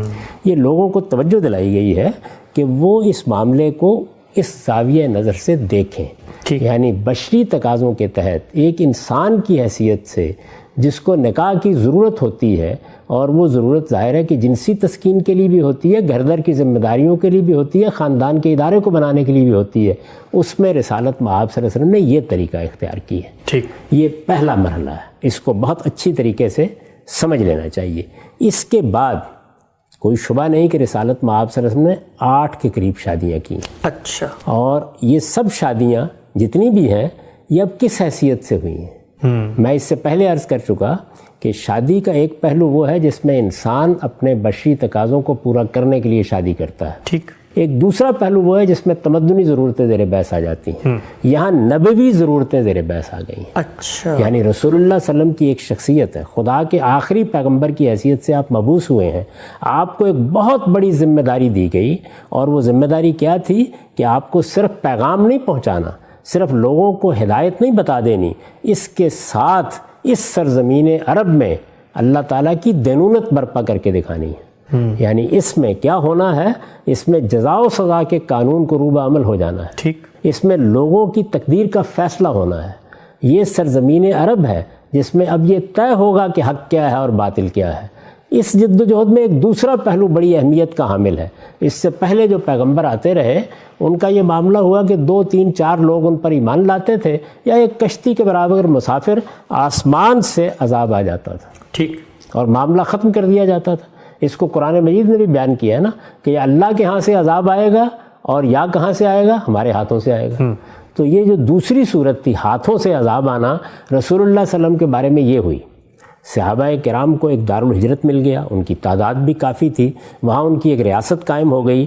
تو اب اللہ تعالیٰ نے فرشتوں کے ذریعے سے عذاب کا قانون روبہ عمل نہیں کیا، بلکہ ان کو یہ کہا کہ یعذبہم اللہ بایدیکم، ہمارے ہاتھوں ہی سے عذاب آئے گا. ہاتھوں سے عذاب آئے گا. تو یہ جنگیں بھی ہوں گی، اس میں نشیب فراز بھی آئیں گے، اس میں لوگوں کو تکلیف بھی پہنچے گی، ہجرت کی جائے گی تو گھر بھی چھوڑنے پڑیں گے.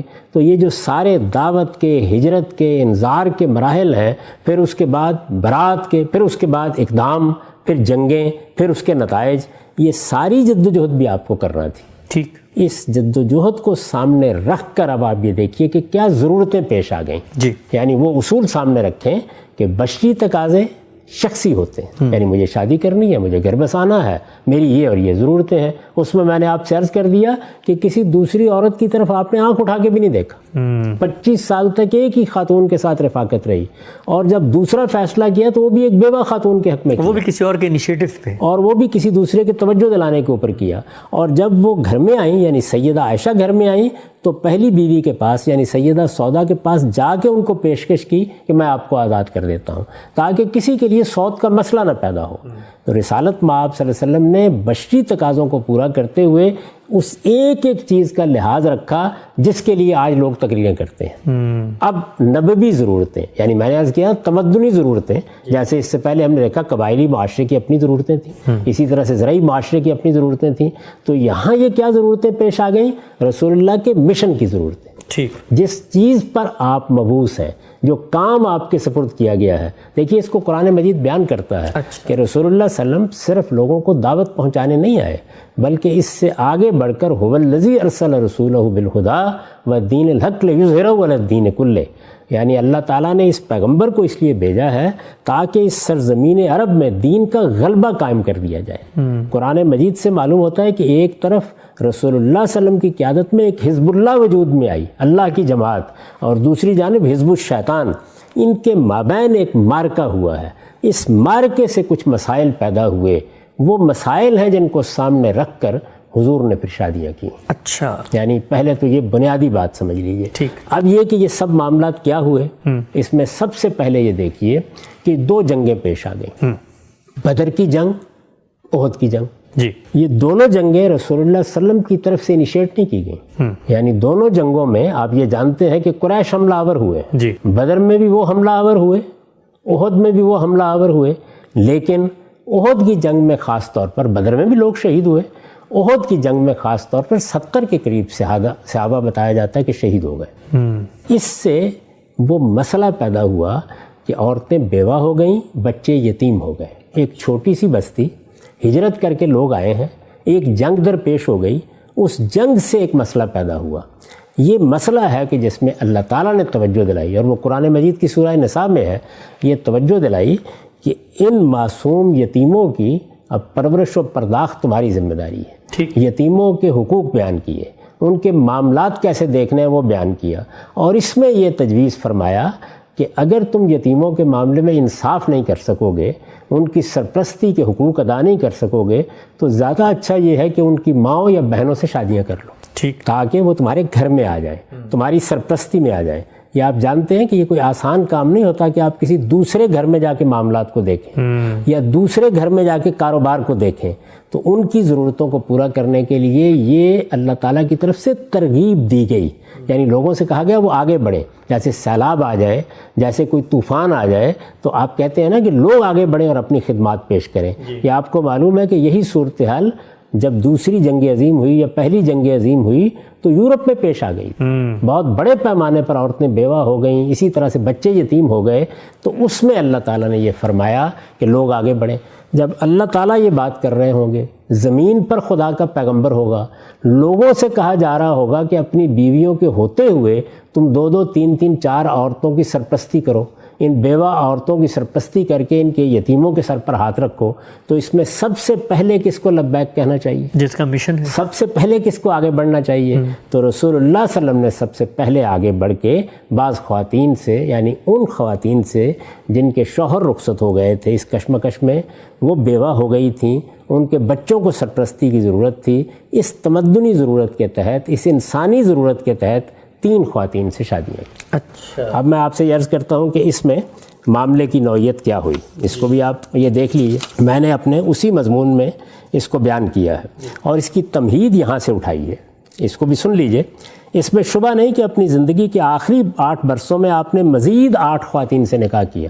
یعنی پہلے کا معاملہ بالکل وہی ہے, آخری 8 برسوں میں مزید 8 خواتین سے نکاح کیا, اور اس کے لیے ایک خصوصی قانون بھی نازل کیا گیا. اچھا, قرآن مجید میں ہے وہ, اس کا میں آگے چل کے ذکر کروں گا. لیکن یہ نکاح, یعنی اب جن نکاحوں پر ہم بات کر رہے ہیں, یہ نکاح نہ بشری حیثیت میں کیے گئے, نہ اپنی خواہش نفس سے, اور نہ خواہش نفس کی تسکین کے لیے. ٹھیک, ان میں سرے سے یہ چیز ہی زیر بحث نہیں. ذمہ داری ہے. میں بتا چکا کہ رسول اللہ کی ذاتی زندگی کو دیکھیں وہ کیا ہے, آپ کے ذاتی فیصلوں کو دیکھیں کیا ہے. سیدہ خدیجہ کے ساتھ آپ کی رفاقت کو پڑھیں, اس کے بعد آپ نے جو فیصلے کیے ان کو دیکھیں. کوئی شخص یہ باور کر سکتا ہے؟ ایسا کچھ بھی نہیں ہوا, بلکہ اب گویا پیغمبر کی حیثیت سے جو آپ کی ذمہ داریاں ہیں ان کو پورا کرنے کا وقت آ گیا. بلکہ خدا کے آخری پیغمبر کی حیثیت سے اپنی منصبی ذمہ داریوں سے عہدہ برا ہونے کے لیے, اور خدا کے حکم پر, یعنی یہاں خدا کے حکم پر یا اس کے ایما سے کیے گئے تھے. اللہ تعالیٰ چاہتے تھے کہ یہ نکاح کیے جائیں. ٹھیک, جن خواتین کے ساتھ یہ مسئلہ پیش آ گیا ہے, اب دیکھیے آسمان کا پروردگار بھی رب العالمین ہے, رسول اللہ بھی رحمت للعالمین ہے. یعنی اللہ تعالیٰ کو فکر ہے اس بات کی کہ میرے پیغمبر کی دعوت کے نتیجے میں یہ عورتیں بیوہ ہو گئی ہیں, یہ بچے یتیم ہو گئے ہیں, ان کا کیا ہوگا. کوئی سلیم الطبع آدمی جس نے تعصبات کو الگ رکھ کر کبھی اس معاملے کو سمجھنے کی کوشش کی ہے, اس حقیقت کا انکار نہیں کر سکتا. اس کے بعد اب میں نے بدر و احد کا حوالہ آپ کو دیا اور یہ بتایا کہ اس میں اللہ تعالیٰ کی طرف سے باقاعدہ ترغیب دی گئی. یہ قرآن مجید میں ہے, فَإِنْ خِفْتُمْ أَلَّا تُقْسِطُوا فِي الْيَتَامَىٰ فَانكِحُوا مَا طَابَ لَكُم مِّنَ النِّسَاءِ مَثْنَىٰ وَثُلَاثَ وَرُبَاعَ.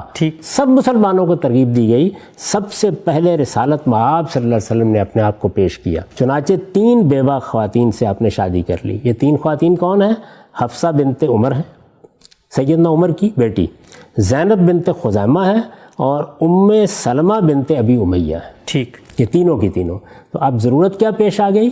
یعنی جنگوں کے نتیجے میں بیوہ ہونے والی عورتوں کو اور ان کے بچوں کو سرپرستی فراہم کرنا.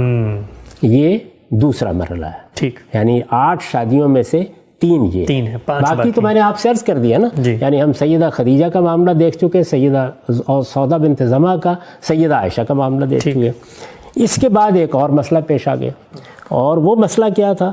وہ مسئلہ یہ تھا کہ سوسائٹی میں سب سے بڑی اگر کوئی مصیبت تھی تو وہ غلامی کی مصیبت تھی. یعنی جس طرح آج کے زمانے کی بعض مصیبتیں ہیں، اسی طرح کی ایک بڑی مصیبت یہ تھی. یہ آپ کو معلوم ہے کہ امریکہ میں بھی جو سب سے بڑا مارکا ہوا اور جس میں خانہ جنگی کی نوبت آ گئی، وہ غلامی کے خاتمے کا معاملہ تھا. اسلام نے غلامی کو ختم کرنا چاہا. ٹھیک. اس کے لیے بہت سے اقدامات کیے.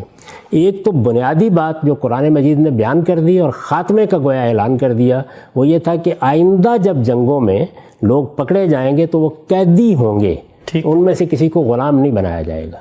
اور جب ان کی رہائی کا معاملہ ہوگا تو 2 ہی صورتیں ہوں گی، فَإِمَّا مَنًّا بَعْدُ وَإِمَّا فِدَاءً. یعنی یا ان کو احسان کے طور پر رہا کر دیا جائے گا، اور یا دوسری صورت یہ ہوگی کہ آپ فدیہ لے لیں گے، یعنی تبادلہ کر لیا، کچھ رقم لے لی.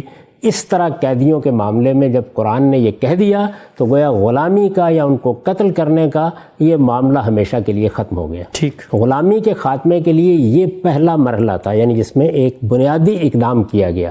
اس بنیادی اقدام کے بعد ایک دوسری چیز تھی، وہ یہ کہ آپ نے غلامی کا دروازہ تو بند کر دیا، آئندہ غلام نہیں بنائے جائیں گے، لیکن موجود غلاموں کا کیا کیا جائے؟ تو موجود غلام پستی میں گرے ہوئے تھے. عورتیں تھیں جن کی کوئی حیثیت نہیں تھی. سوسائٹی میں لوگوں کی حیثیت کو بحال کرنا، ان کو برتری کے مقام پر لانا، برابری کی سطح پر لانا، یہ ایک حکم سے نہیں ہوتا.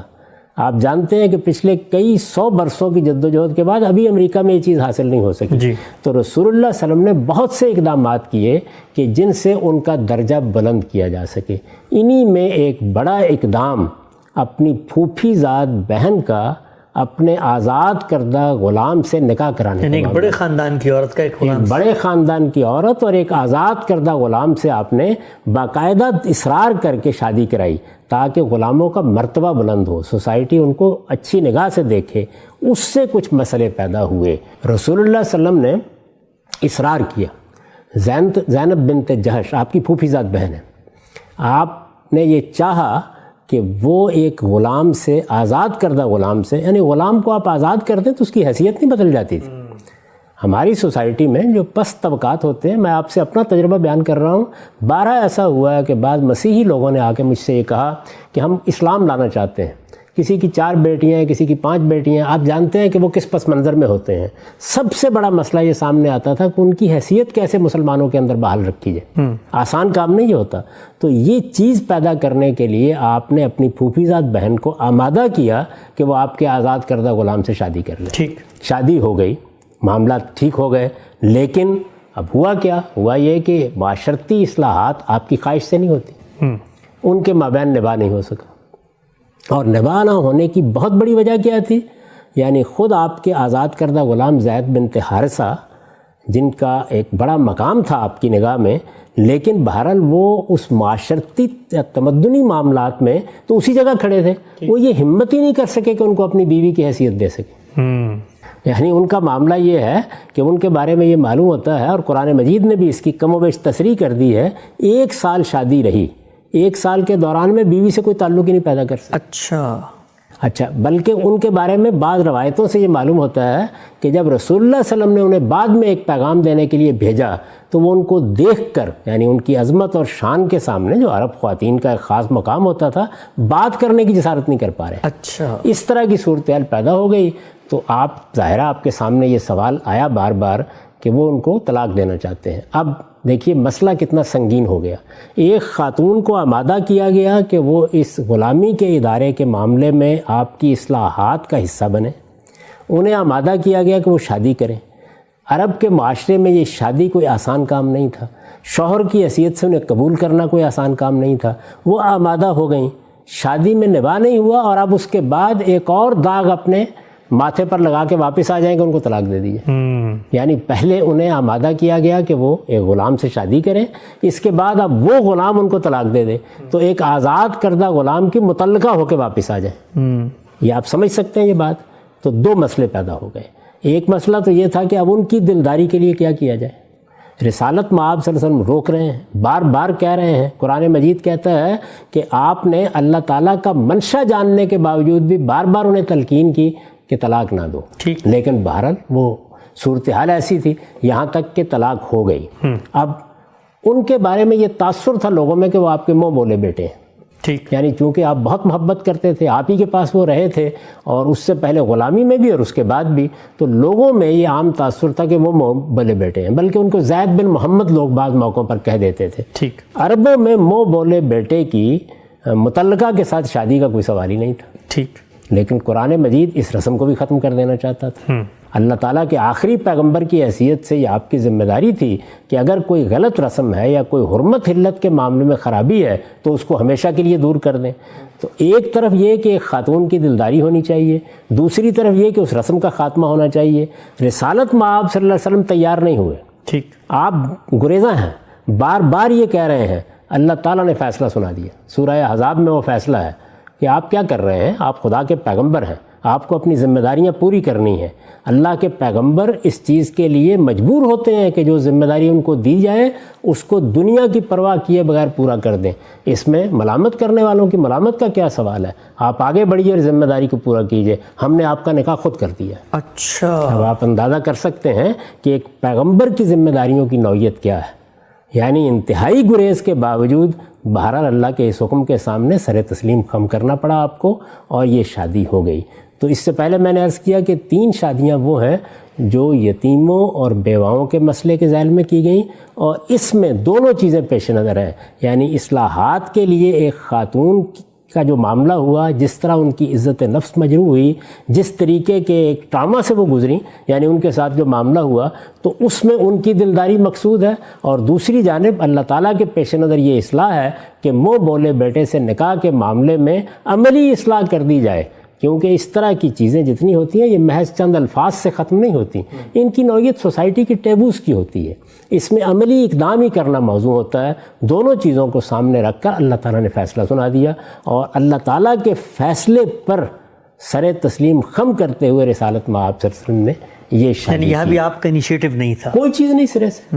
یعنی میں تو آپ سے عرض کر رہا ہوں کہ خود قرآن مجید یہ بتا رہا ہے، تاریخ بتا رہی ہے کہ آپ اس معاملے میں اصرار کرتے رہے کہ وہ طلاق نہ دیں، معاملہ نب جائے. یعنی چونکہ یہ اقدام آپ نے کیا تھا تو نباہ کی انتہائی کوششوں کے باوجود اس میں کامیابی نہیں ہوئی. تو اس لحاظ سے گویا آپ یہ کہہ سکتے ہیں کہ 3 وہ اور یہ 4تھی شادی ہے.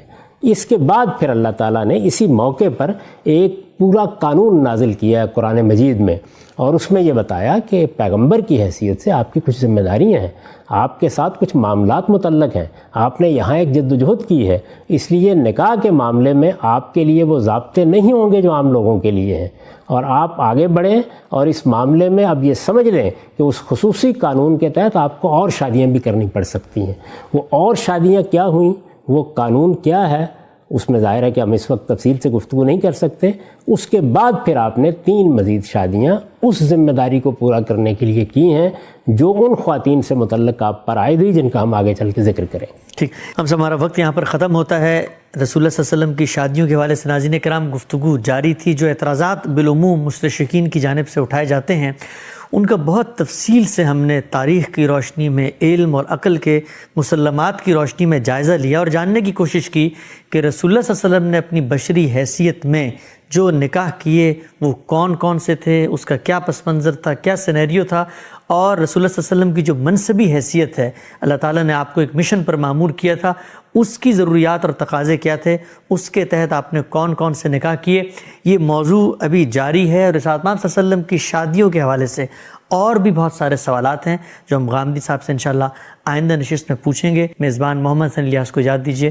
اللہ حافظ. ہم سب وہ جو گزشتہ پروگرام میں ہم نے جس موضوع پر گفتگو کا آغاز کیا تھا، رسالت صلی اللہ علیہ وسلم کی شادیاں، جن پر بالعموم مستشرقین کی روایت کی جانب سے بہت اعتراضات اٹھتے ہیں، آپ نے بڑے مفصل انداز میں ان شادیوں کے بارے میں بتایا تھا کہ رسول اللہ صلی اللہ علیہ وسلم نے خود اپنی خواہش سے کون سی شادی کی، وہ کون سی ضروریات جو آپ کے مشن سے متعلق تھیں پیدا ہوئیں، اور ہم پہنچے یہاں تک تھے کہ رسالت صلی اللہ علیہ وسلم نے اپنی ہی ایک پھپھو ذات خاتون کا نکاح اپنے آزاد کردہ غلام سے کروا دیا تھا.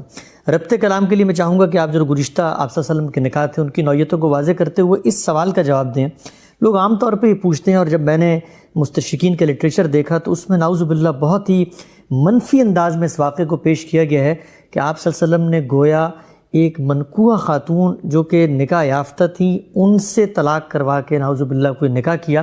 تو مجھے بتائیے گا کہ کیا نوعیت تھی ان کے نکاح کی، ایک غلام سے نکاح ہوا، کیا وہ مشکلات پیش نظر تھیں جس کے بعد سعد مآب صلی اللہ علیہ وسلم کو وہ نکاح کرنا پڑا؟ میں پیچھے عرض کر چکا، زینب بنت جہش ان کا اسم گرامی ہے. یہ رسالت مآب صلی اللہ علیہ وسلم کی پھوپھی ذات بہن ہے. رسالت مآب صلی اللہ علیہ وسلم نے، میں بڑی تفصیل کے ساتھ اس سے پہلے عرض کر چکا ہوں کہ یہ کوشش کی کہ غلاموں کا مرتبہ بلند کیا جائے. یہ لوگ تو آج عام طور پر کہہ دیتے ہیں نا کہ غلامی کے معاملے میں کیا کیا اسلام نے.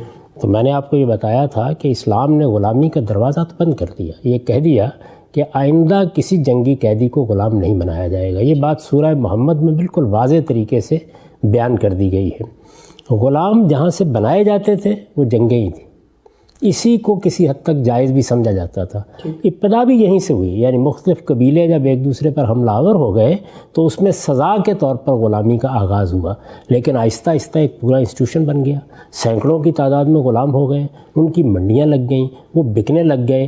یہ صورتحال تھی جس سے اسلام کو یا رسالت مآب صلی اللہ علیہ وسلم کی دعوت کو سابقہ درپیش تھا. ابتدا ہی میں یہ اعلان کر دیا گیا کہ فک و رقبہ، لوگوں گردنیں چھڑاؤ. لیکن گردنیں چھڑانا کوئی آسان کام تو نہیں تھا.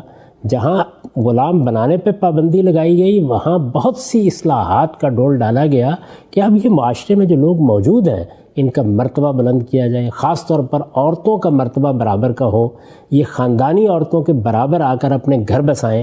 اس طرح کے بے شمار اقدامات ہیں جن کی فہرست آپ بنا سکتے ہیں جو اس خاص مقصد کو سامنے رکھ کے کیے گئے.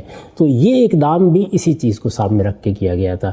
یعنی اگر رسول اللہ کی پھوپھی ذات بہن وہ ایک آزاد کردہ غلام سے بیاہی جائیں گی، یہ گھر بس جائے گا اور اس طرح سے زید بن حارثہ کا مرتبہ سوسائٹی میں مان لیا جائے گا، تو آپ دیکھیں نا کتنا بڑا اصلاحی کام ہو جائے گا. تو رسول اللہ صلی اللہ علیہ وسلم نے یہ غیر معمولی اظہار کیا. اس کے لیے دونوں ہی آسانی سے آمادہ نہیں ہو سکتے تھے، یعنی دونوں کو ترغیب دی. زید بن حارثہ بھی یہ محسوس کرتے تھے کہ ایک خاندانی عورت کے ساتھ اور ایک بڑے خاندان کی عورت کے ساتھ، اور جو بہرحال اپنی ایک خاص شخصیت بھی رکھتی ہیں، ان کے ساتھ میں نکاح کروں گا تو نبھا سکوں گا، یہ حیثیت برابری کی ہو سکے گی، میں شوہر کی حیثیت سے اپنی ذمہ داریاں ادا کر سکوں گا. اور دوسری جانب پھوپھی ذات بہن کے لیے بھی آمادہ ہونا کوئی آسان کام نہیں تھا. تو رسول اللہ صلی اللہ علیہ وسلم کی عزت کو، آپ کے احترام کو، آپ کی ترغیب کو پیش نظر رکھتے ہوئے دونوں آمادہ ہو گئے. اب نباہ تو ایسی چیز نہیں ہے نا کہ جو کسی کے احترام میں ہو سکتا ہے. اس کے اندر بہت سے نفسیاتی عوامل کار فرما ہوتے ہیں، بہت سے سماجی عوامل کار فرما ہوتے ہیں، طبائع، میلان اور بہت سی چیزیں. ایسا نہیں ہے کہ سیدہ نے اس معاملے میں کوئی غلط رویہ اختیار کیا. زیادہ سے زیادہ جو بات کہی جاتی ہے وہ یہ ہے کہ وہ اپنی عظمت کا یا اپنے خاندان کا احساس رکھتی تھی. یہ انسان کے اندر فطری چیزیں ہیں. تو اس کے پیش نظر خود زید بن حارثہ صورتحال کو نہیں سنبھال سکے. اچھا، یعنی وہ اپنے آپ کو اٹھا نہیں سکے کہ وہ ایک شوہر کی حیثیت سے معاملات کر سکیں. میں نے یہ عرض کیا تھا کہ خود قرآن مجید میں وہ اشارہ موجود ہے، لوگ چاہیں تو میری تفسیر میں دیکھ سکتے ہیں اس کو. قرآن نے یہ بتایا ہے کہ ملاقات بھی نہیں ہو سکی میاں بیوی کے درمیان، کوئی 1 سال کے قریب اس میں گزر گیا. وہ ایک عظمت کا احساس اگر رکھتی بھی تھیں تو یہ اس احساس کو قبول کر کے معاملات کو درست کرنے میں کامیاب نہیں ہوئے. رسول اللہ صلی اللہ علیہ وسلم یہ محسوس کر رہے تھے کہ اگر یہ معاملہ طلاق پر منتج ہوا تو اس خاتون کے ساتھ جو معاملہ ہو گیا، جو ان کی حیثیت کو نقصان پہنچا، پہلے وہ ایک غلام کے ساتھ، آزاد کردہ غلام کے ساتھ شادی کے لیے تیار ہوئیں، اب متعلقہ بھی ہو گئی اور اس غلام نے ان کو طلاق دے دی. یہ ذرا عرب کی معاشرت میں معاملے کو رکھ کر دیکھیں کیا صورتحال بن گئی. تو ان کی دلداری کے لیے اور ان کو ایک مرتبے کا احساس دلانے کے لیے اب اس کے سوا کوئی راستہ نہیں ہوگا کہ میں ہی ان کے ساتھ شادی کروں.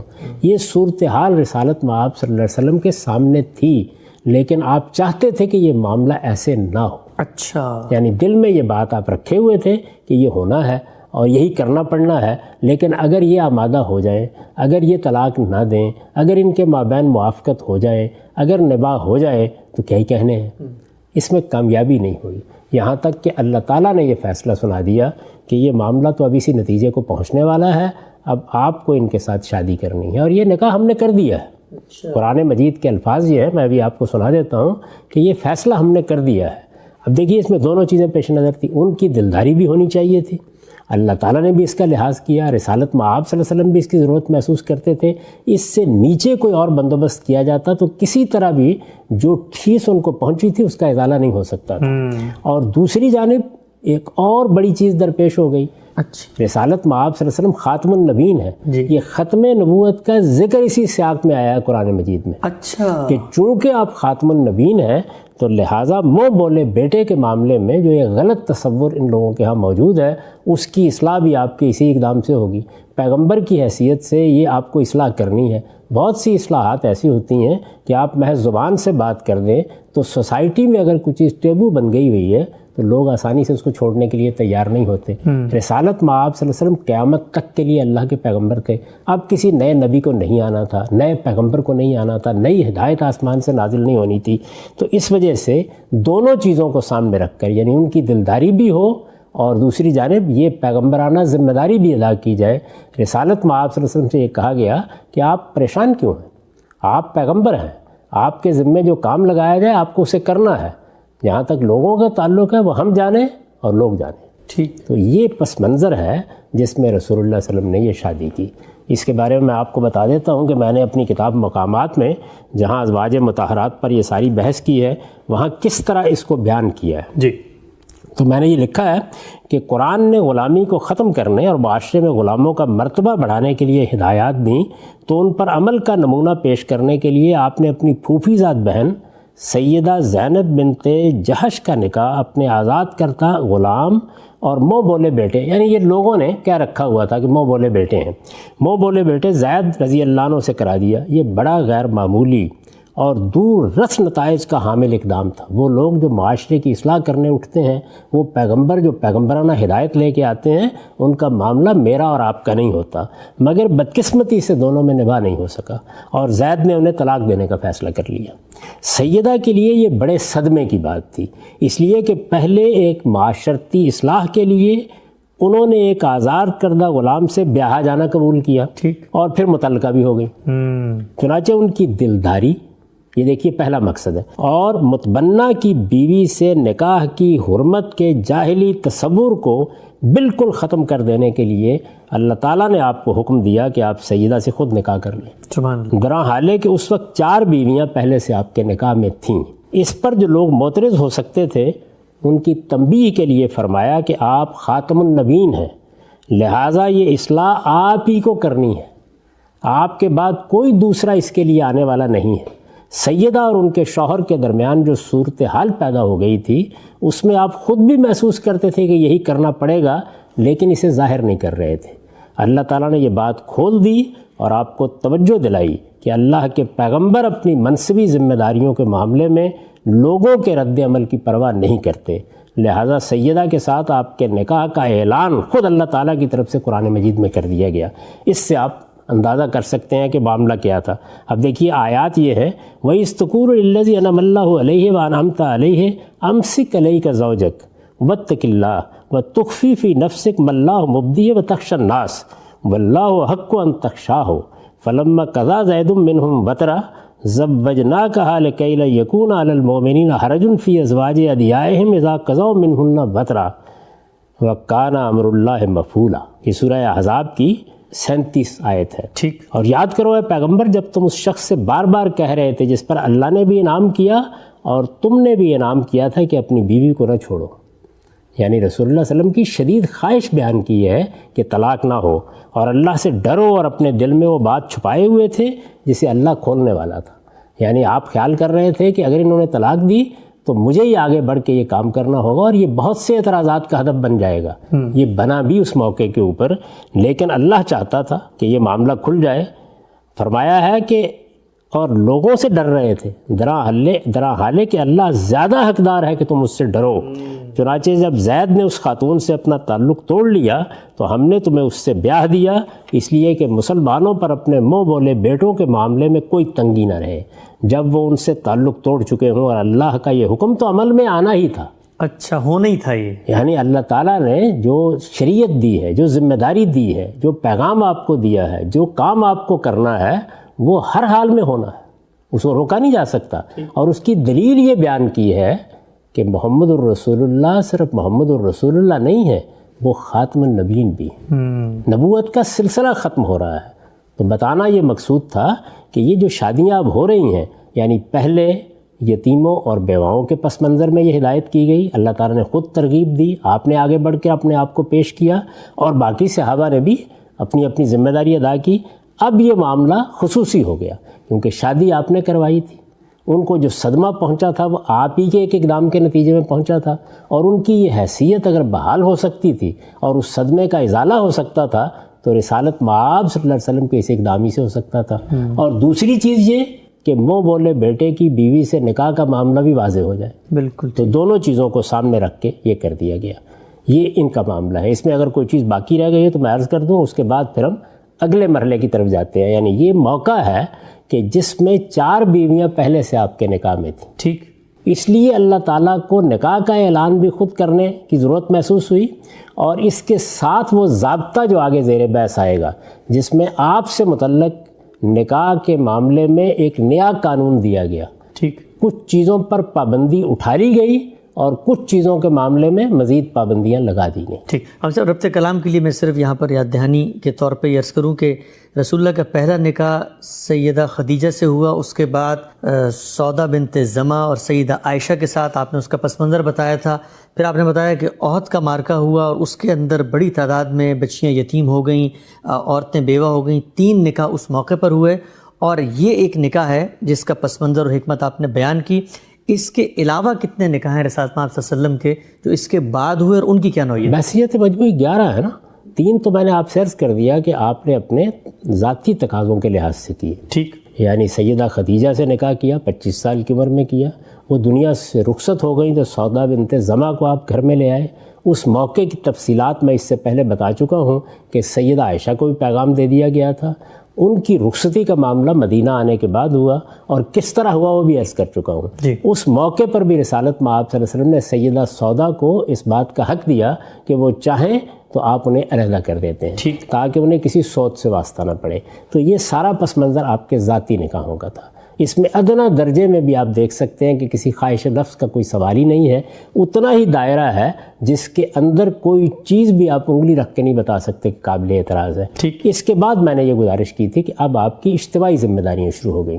میں اس سے پہلے بھی یہ بات عرض کر چکا ہوں کہ جو آپ کو قدیم زمانے میں یا قبائلی تمدن میں یا زرعی معیشت میں زیادہ نکاحوں کی روایات ملتی ہیں، پیغمبروں کے بارے میں بھی ملتی ہیں، صالحین کے بارے میں بھی ملتی ہیں، اس کی وجہ تمدنی تقاضے ہی ہوتے رہے ہیں ہمیشہ سے۔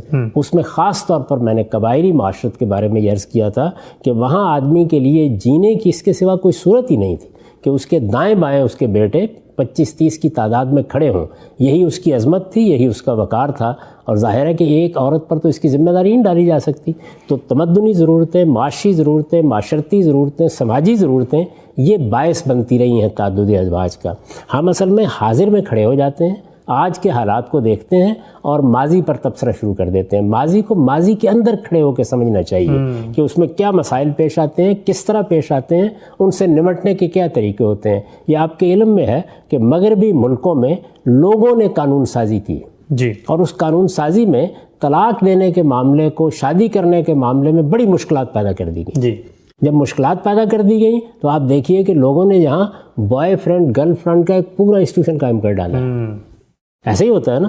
تو تمدنی ضرورتیں، سماجی ضرورتیں، حکومتوں کے اقدامات بہت سے مسائل پیدا کر دیتے ہیں۔ ان مسائل کو سامنے رکھ کے، یعنی یہاں اب اگر اس مسئلے پر گفتگو کی جائے گی تو حکومتوں نے کیا کیا ہے، ان اقدامات کا پس منظر کیا ہے، اس میں کیا پابندیاں لگائی گئی ہیں، کہاں مداخلت حدود سے متجاوز ہو گئی ہے، سب کو سامنے رکھا جائے گا۔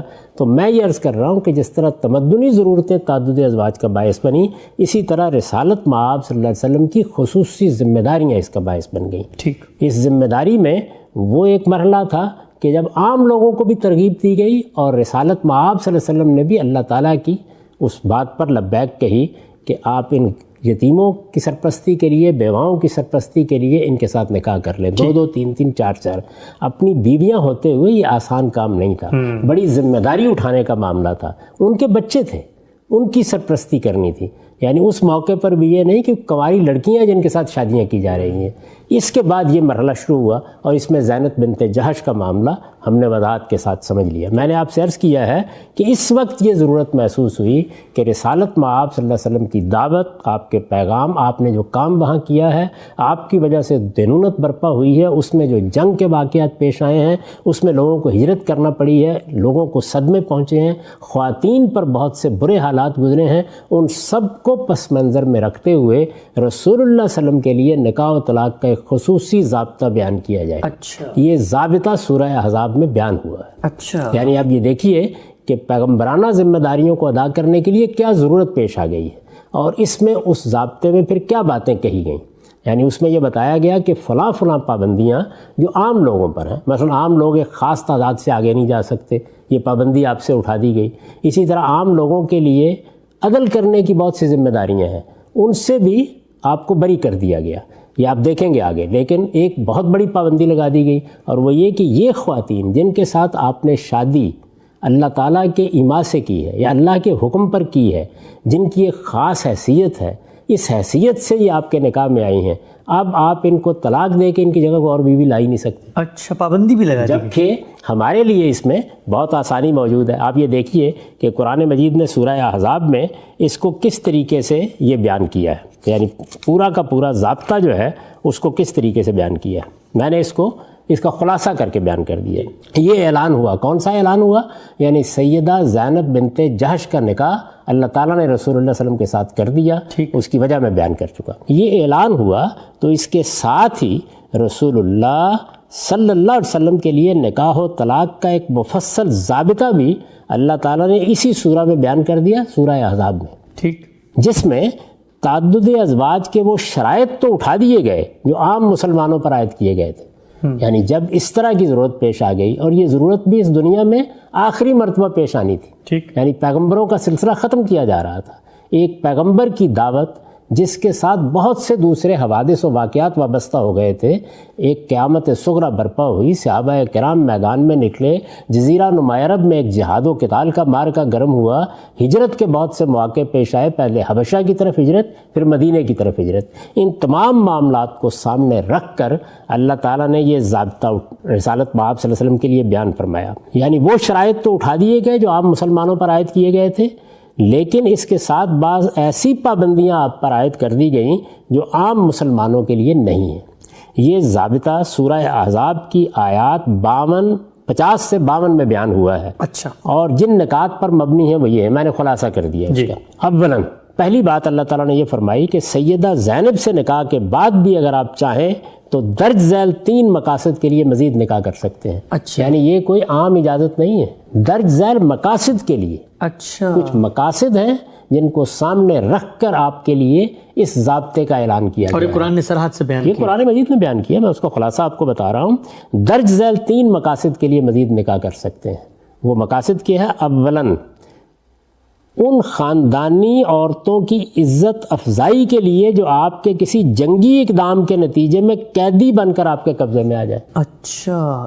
یعنی ایک خاتون ہے، جنگ کی صورتحال پیش آئی، اس کو بہت ذلت کا سامنا کرنا پڑ گیا، شکست ہوگی تو قیدی بنے گی. قیدی بن گئی ہے، اب کسی بڑے خاندان سے تعلق رکھتی ہے، اس کا شوہر نہیں رہا، اس کے اعزاء اقربا نہیں رہے. اس صورتحال میں اب اس کی دلداری مقصود ہے. ان خاندانی عورتوں کی عزت افزائی کے لیے جو آپ کے کسی جنگی اقدام کے نتیجے میں قیدی بن کر آپ کے قبضے میں آ جائے، وہ اگر راضی ہوں ان کو پیشکش کی جائے تو اب چونکہ وہ بالکل یار و مددگار رہ گئی ہیں تو ان کے ساتھ نکاح کر دیا جائے مرتبہ اور عزت بھی مقام بھی تاکہ ان کا مرتبہ، ان کی عزت یہ اس جگہ قائم رہے. دوسری بات، ان خواتین کی دلداری کے لیے جو محض حصول نسبت کی غرض سے آپ کے ساتھ نکاح کی خواہش مند ہوں اور آگے بڑھ کر اپنے آپ کو ہبہ کر دیں. بہت سی خواتین کا معاملہ یہ تھا کہ وہ چونکہ اس سارے مرحلے سے گزر چکی تھیں، ان کی بڑی شدید خواہش تھی کہ ان کو بس یہ سعادت حاصل ہو جائے کہ انہیں ازواج مطہرات میں شامل کر لیا جائے، وہ آپ کی کچھ خدمت کر دیں. یعنی یہ خواہش ان کی طرف سے تھی. خدا کا آخری پیغمبر ہے، لوگ اس کو سمجھ نہیں پاتے کہ یہ کیسا تعلق ہے کہ جس کی خواہش کوئی خاتون کر سکتی ہے. تو اللہ تعالیٰ نے فرمایا کہ ان کی دلداری کے لیے بھی اگر آپ مناسب سمجھیں تو نکاح کر سکتے ہیں. پھر تیسری چیز کیا ہے؟ تیسرا مقصد، اپنی ان چچا زاد، ماموں زاد، پھوپھی زاد اور خالہ زاد بہنوں کی تالیف قلب کے لیے جنہوں نے آپ کے ساتھ ہجرت کی ہے اور اس طرح اپنا گھر بار اور اپنے اعزاء و اقربا سب کو چھوڑ کر آپ کا ساتھ دیا. یعنی آپ کی دعوت کے لیے یہ نہیں دیکھا کہ شوہر ساتھ جا رہا ہے یا نہیں جا رہا, والدین تیار ہیں یا نہیں تیار, نکل کھڑی ہوئی ہیں. یہ آج کا زمانہ نہیں ہے, اس دور میں ذرا اندازہ کیجئے. اس میں صرف سیدہ ام حبیبہ ہی کا واقعات دیکھ لیجئے. ابو سفیان کی بیٹی اپنے شوہر کے ساتھ حبشہ ہجرت کر کے گئی ہیں. جو صورتحال پیدا ہوئی, ہجرت کوئی آسان چیز نہیں ہوتی, اپنا وطن چھوڑنا بھی آسان نہیں ہوتا اس زمانے میں. یہ آج کا دور نہیں ہے کہ آپ نے ٹکٹ بنایا اور آپ جہاز میں بیٹھ گئے. یعنی ایک لمبا سفر کر کے وہاں گئیں, وہاں شوہر مسیحی ہو گئے, ارتداد اختیار کر لیا انہوں نے. ذرا اندازہ کیجئے اس بات کا. اور وہاں اولاد بھی ہو گئی. تو آپ یہ دیکھیں کہ یہ خواتین ہیں جنہوں نے آپ کے ساتھ ہجرت کی, آپ کے لیے اپنا گھر بار, اپنے اعزاء اقربا چھوڑے. ان میں سے کسی کی دلداری کے لیے, کسی کی عزت افزائی کے لیے, کسی کی تالیف قلب کے لیے اگر آپ نکاح کرنا چاہیں تو کر لیں. تو آپ تینوں چیزوں کو آپ دیکھ لیجئے. یعنی رسالت میں آپ صلی اللہ علیہ وسلم کی یہ حیثیت کہ آپ خدا کے آخری پیغمبر ہیں, آپ کے ساتھ ادنا نسبت بھی ایک بہت بڑی سعادت ہے. قیامت میں کسی خاتون کو یہ عزت حاصل ہو جائے کہ وہ آپ کی ازواج مطہرات میں اٹھے, اس کا اندازہ عام دنیا کے معاملات کو دیکھنے والے لوگ نہیں کر سکتے. اس کا لحاظ کیا گیا, جنگی اقدام کیا گیا, اس میں کسی خاتون کو صدمہ پہنچا ہے, اس کی دلداری کا خیال کیا گیا. اور اسی طرح یہ عورتیں کہ جنہوں نے آپ کے لیے اپنا سب کچھ قربان کر دیا اور اپنے خاندان کی ہے.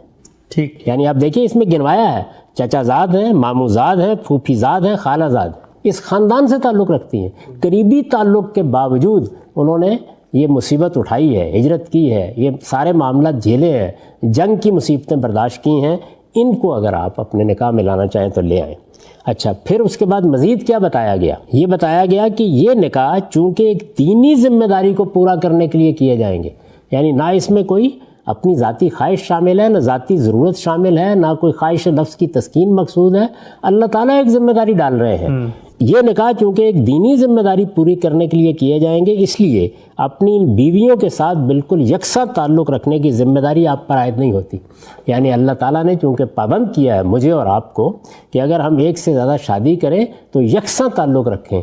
رسالت بآب صلی اللہ علیہ وسلم سے یہ پابندی اٹھا دی گئی. اچھا. کیونکہ آپ یہ نکاح اپنی مرضی سے نہیں کر رہے. یہ الگ بات ہے کہ تاریخ یہ بتاتی ہے کہ آپ نے اس رعایت کو قبول نہیں فرمایا, عملاً نہیں قبول فرمایا. لیکن اللہ تعالیٰ نے بالکل انصاف کے ساتھ یہ کہا کہ جب میں کہہ رہا ہوں, میرا ہی ماں ہے, میں نے جو دین آپ کو دیا ہے یہ اس کی ذمہ داری ہے, پیغمبرانہ حیثیت سے آپ یہ خدمت انجام دے رہے ہیں تو آپ پر یہ ذمہ داری نہیں. ثالثاً, تیسری چیز کیا تھی؟ ان خواتین کے سوا دوسری تمام عورتیں اب آپ کے لیے حرام ہیں. اچھا. یعنی اب دنیا بھر میں آپ اپنی مرضی سے شادی بھی نہیں کر سکتے, اپنی کسی بیوی کو طلاق دے کے اس کی جگہ دوسری بیوی بھی نہیں لا سکتے. وہ خواتین ایک الگ بحث ہے کہ وہ امت کی مائیں قرار دے دی گئیں, ان کے اوپر بھی ایک ذمہ داری ڈالی گئی. لیکن خود حضور کو پابند کر دیا گیا کہ آپ اب ان کو تبدیل نہیں کر سکتے, ان کی جگہ کوئی دوسری نکاح میں عورت نہیں لا سکتے. یہ دائرہ ہے جس کے اندر آپ کو یہ ذمہ داری انجام دینی ہے. یہ واضح ہو گیا نا کہ نکاح کرنا پیش نظر نہیں ہے, بلکہ ایک بہت بڑی ذمہ داری ہے جس کو ادا کرتے ہوئے اللہ تعالیٰ یہ فرما رہے ہیں کہ آپ آگے بڑھیے اور یہ خدمت انجام دیں. ان خواتین کے سوا دوسری تمام عورتیں اب آپ کے لیے حرام ہیں, اور ان سے ایک مرتبہ نکاح کر لینے کے بعد انہیں الگ کر کے ان کی جگہ کوئی دوسری بیوی بھی آپ نہیں لا سکتے, اگرچہ وہ آپ کو کتنی ہی پسند ہو. تو یہاں پسند, ناپسند, حسن, جمال, خواہش نفس کہاں رہ گئی باقی؟ یعنی یہ تو ایک فریضہ ہے جس کو آپ ادا کر رہے ہیں. تو اس پر میں نے پھر آخر میں تبصرہ کیا ہے کہ اس کے صاف معنی یہ تھے کہ اللہ تعالیٰ چاہتا ہے کہ جن عورتوں کو آپ کی دعوت پر لبیک کہنے یا آپ کے کسی اقدام کے نتیجے میں شدید صدموں سے دوچار ہونا پڑا ہے, یا ان کے اندر آپ سے حصول نسبت کی شدید خواہش ہے, آپ ان سے نکاح کریں. یہ ان عورتوں پر, اب یہ بھی سن لیجئے, یہ ان عورتوں پر پروردگار عالم کی کمال شفقت کا اظہار تھا. یعنی اگر میرا دین تھا, میرے دین کی دعوت تھی, اس پر لبیک کہی ہے, اس کے نتیجے میں کوئی صدمہ پہنچا ہے, تو یہ شفقت, کمال شفقت کا اظہار ہے پروردگار عالم کی طرف سے کہ اب پیغمبر کی مائیت تمہیں عطا ہو جائے. یہ ان عورتوں پر پروردگار عالم کی کمال شفقت کا اظہار تھا. چنانچہ اس ایما کو سمجھ کر, یعنی اللہ تعالیٰ نے جب یہ اشارہ کر دیا تو اس کو سمجھ کر رسول اللہ صلی اللہ علیہ وسلم نے سیدہ جویریہ اور سیدہ صفیہ کے ساتھ پہلے مقصد کے لیے نکاح کیا. وہ پہلا مقصد کیا تھا؟ ان خاندانی عورتوں کی عزت افزائی کے لیے جو آپ کے کسی جنگی اقدام کے نتیجے میں قیدی بن کر آپ کے قبضے میں آ جائے. تو سیدہ جویریہ کے ساتھ یہ قبیلہ بنی مستلق سے آئی تھیں اور ایک جنگ کے نتیجے میں. سیدہ صفیہ کے ساتھ جو خیبر کے فتح کے نتیجے میں، یہ معلوم ہے کہ ان کے شوہر بھی، ان کے بھائی بھی، ان کے اعزاء اقربا بھی سب جنگ میں کھیت رہے تھے. سیدہ جویریہ اور سیدہ صفیہ کے ساتھ پہلے مقصد کے لیے نکاح کیا. سیدہ میمونہ دوسرے مقصد سے آپ کی ازواج میں شامل ہوئیں، اور سیدہ ام حبیبہ کے ساتھ آپ کا نکاح تیسرے مقصد کے پیش نظر ہوا. تیسرا مقصد کیا تھا؟ اپنی چچا زاد، ماموں زاد، پھوپھی زاد، خالہ زاد بہنوں کی تالیف قلب کے لیے. ایک سیدہ میمونہ ہے جن کی یہ خواہش آپ نے پوری کر دی کہ میں صرف نسبت چاہتی. ٹھیک. تو یہ صورتحال ہوئی ان 4 نکاحوں کی. آپ ذہن میں رکھیے کہ 3 نکاح وہ تھے، یعنی سیدہ خدیجہ کے ساتھ آپ کا نکاح، سیدہ سودا بنت زمعہ کے ساتھ آپ کا نکاح، سیدہ عائشہ کے ساتھ، جو ذاتی ضروریات کے لیے ہوئے، اسی طرح ہوئے جس طرح نکاح کی ضرورت ہوتی ہے. اس میں کوئی چیز ایسی نہیں ہے کہ جس کو آپ ادنا درجے میں بھی ہدف بنا سکیں. اس کے بعد وہ مرحلہ شروع ہوتا ہے، اور یہ مرحلہ کب شروع ہوا؟ یعنی رسالت مآب صلی اللہ علیہ وسلم کی حیات طیبہ کے آخری 8 سال میں. وہی موقع تھا. اس سے پہلے کا سارا زمانہ اسی طرح گزر گیا. یہ اس وقت شروع ہوا، اور اس میں یہ 8 نکاح ہوئے ہیں. 3 ہم نے بتا دیا آپ کو کہ وہ بیوہ عورتوں کو، یتیم بچوں کو سہارا دینے کے لیے کیے گئے. وہ 3 نکاح تھے. اس کا بھی آپ نے سن لیا کہ وہ سیدہ حفصہ کے ساتھ ہوا، یہ عمر رضی اللہ عنہ کی بیٹی ہیں. زینب بنت خزیمہ کے ساتھ ہوا. ام سلمہ بنت ابی امیہ کے ساتھ ہوا. یہ 3 نکاح تھے. پھر زینب بنت جہش کا معاملہ، زینب بنت جہش کا معاملہ پیش آ گیا. اس کا پس منظر بھی پوری وضاحت کے ساتھ میں نے آپ کی خدمت میں عرض کر دیا. یہ 4 نکاح اس کے بعد ہوئے. تو اس لحاظ سے یہ 8 نکاح اور پہلے وہ 3، تو ان کی تعداد 11 بنتی ہے. پھر آخر میں نے لکھا ہے کہ اس سے واضح ہے کہ یہ ایک خالص دینی ذمہ داری تھی جو نبوت و رسالت کے منصبی تقاضوں سے رسول اللہ صلی اللہ علیہ وسلم پر عائد ہوئی، اور آپ نے اسے پورا کر دیا. بشری خواہشات سے اس کا کوئی تعلق نہ تھا. چنانچہ ضروری تھا کہ اسے عام قانون سے مستثنیٰ رکھا جائے. سورہ احزاب کا جو ضابطہ اوپر مذکور ہے وہ اسی استثناء کو بیان کرتا ہے. یہ پوری بات ہے رسالت مآب صلی اللہ علیہ وسلم نے جو نکاح کیے ہیں. یہ ان کا پس منظر ہے، یہ ان کی حقیقت ہے. اب آدمی کے سامنے 2 راستے ہوتے ہیں. وہ کسی چیز کو اس کی اصل حقیقت میں سمجھے، وہ رسالت مآب صلی اللہ علیہ وسلم کے مشن کو سامنے رکھ کر آپ کی شخصیت کا مطالعہ کرے، اور یا پھر یہ ہے کہ اپنے خبث باطن کے اظہار کے لیے جو الزام چاہے لگا دیں. ٹھیک. ہم سب بہت شکریہ، جزاکم اللہ خیر. آپ نے اتنی تفصیل سے رسالت مآب صلی اللہ علیہ وسلم کی جو نکاح ہیں ان کی نوعیت کو واضح کیا. کچھ سوالات ابھی بھی باقی ہیں، لوگ پوچھتے ہیں. ایک لفظ اور ایک نام بہت آپ صلی اللہ علیہ وسلم کی زندگی کے بارے میں جو ہم جانتے سامنے آتا ہے، ماریہ قبطیہ رضی اللہ تعالی عنہا. ان کا ذکر یہاں ہمیں نہیں ملتا. کہا جاتا ہے کہ شاہ مصر کی طرف سے انہیں آپ صلی اللہ علیہ وسلم کی خدمت میں بھیجا گیا، آپ نے قبول فرمایا. تو بعض روایتوں میں آتا ہے کہ شاید نکاح فرما لیا تھا، بعض میں آتا ہے کہ نہیں آپ کے ساتھ وہ رہیں. تو اس کو کہاں پلیس کریں گے؟ اس پہ جو سوال ہوتے ہیں. یہ ضابطہ جو میں نے ابھی آپ کے سامنے بیان کیا ہے، آپ نے اس میں یہ سنا ہوگا کہ یہ بتا دیا گیا اس میں کہ اب آپ اس دائرے سے باہر نکاح کر ہی نہیں سکتے. پابندی لگ گئی. اس وجہ سے اب نکاح تو آپ کر نہیں سکتے تھے. ایک خاتون کو بھیج دیا گیا، چنانچہ اسی حیثیت سے آپ نے اس کو رکھا جس حیثیت سے اس سے پہلے خواتین لوگوں کے ہاں موجود تھیں. اچھا. رسالت مآب صلی اللہ علیہ وسلم نے یہ اقدام کیوں کیا؟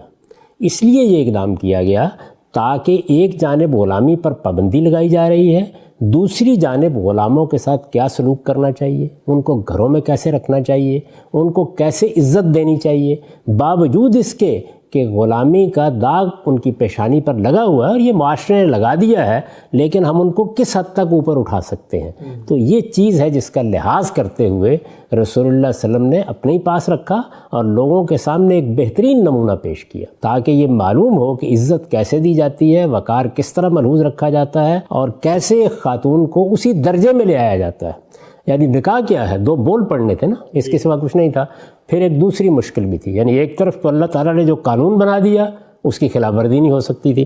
ایک دوسری مشکل یہ تھی، اگر آپ قرآن مجید کا مطالعہ کریں تو ازواج مطہرات پر ایک بڑی بھاری ذمہ داری ڈال دی گئی تھی، بعض پابندیاں ان پر عائد کر دی گئی تھی، اور ان کو وہ پابندیاں عائد کرنے سے پہلے یہ موقع دیا گیا تھا کہ وہ چاہیں تو حضور کو چھوڑ کر چلی جائیں. انہوں نے اپنی مرضی سے آپ کا انتخاب کیا، اپنی رضامندی سے انتخاب کیا. تو ظاہر ہے کہ اس کے لیے ایک خاص حوصلہ چاہیے، ایک خاص درجے کا ایمان چاہیے، ایک خاص درجے کا دین کا فہم اور شعور چاہیے. اس کے لیے رسالت مآب صلی اللہ علیہ وسلم کی شخصیت کے ساتھ ایک خاص درجے کا تعلق چاہیے.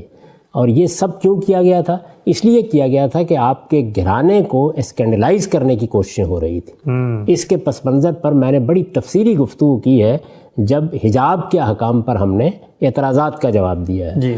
تو اس موقع کے اوپر یہ بات واضح کر دی گئی تھی کیا صورتحال تھی.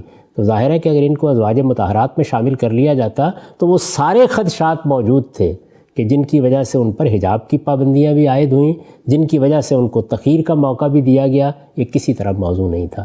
اس لیے کہ ایک خاتون مصر سے آ کر یک بیک وہ سارے مراحل نہیں طے کر سکتی تھی ذہنی لحاظ سے جو یہ خواتین ازواج مطہرات جن کو ہم کہتے ہیں وہ طے کر چکی تھیں.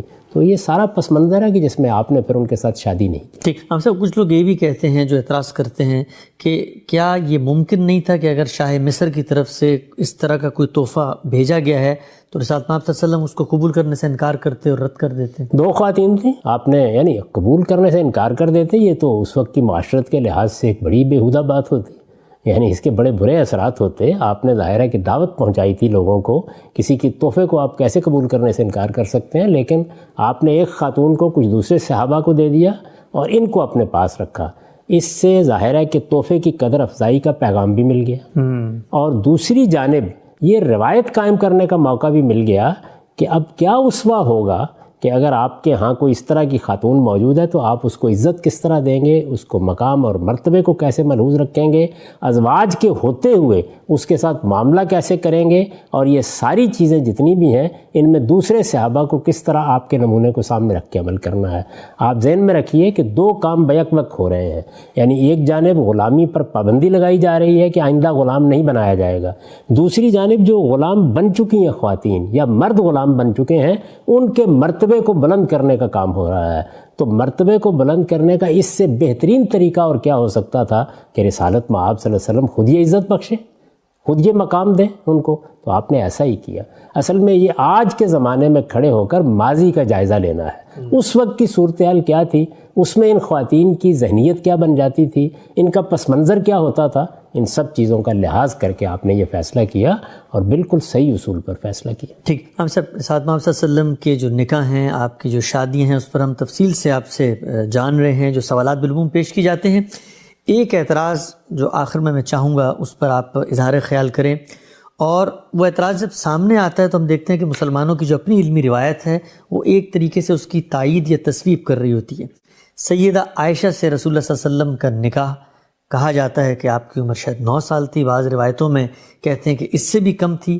آج کے جدید دور میں مستشرقین کی روایت کو تو ایک طرف رکھیں، خود ہماری جو جدید معاشرت ہے اس میں بھی جب ہم یہ سنتے ہیں تو دل کانپ جاتا ہے کہ کیا یہ ممکن ہے کہ اتنی چھوٹی عمر کی کسی بچی کے ساتھ پیغمبر کائنات جو ہیں وہ نکاح کر سکتے ہیں. تو یہ مجھے بتائیے گا کہ یہ اعتراض جو اس ضمن میں ہوتا ہے رسول اللہ کے نکاحوں کے معاملے میں، سیدہ عائشہ کی عمر کیا تھی جب آپ کا رسول اللہ سے نکاح ہوا؟ اس سے پہلے ہم اس بات پر بڑی تفصیلی گفتگو کر چکے ہیں کہ یہ معاملہ سیدہ خدیجہ کی وفات کے بعد ہوا کیسے. جی ذرا دوبارہ تازہ کیجئے اسے ذہن میں. جی. یعنی سیدہ کے ساتھ 25 سال آپ کی رفاقت رہی، وہ دنیا سے رخصت ہو گئیں.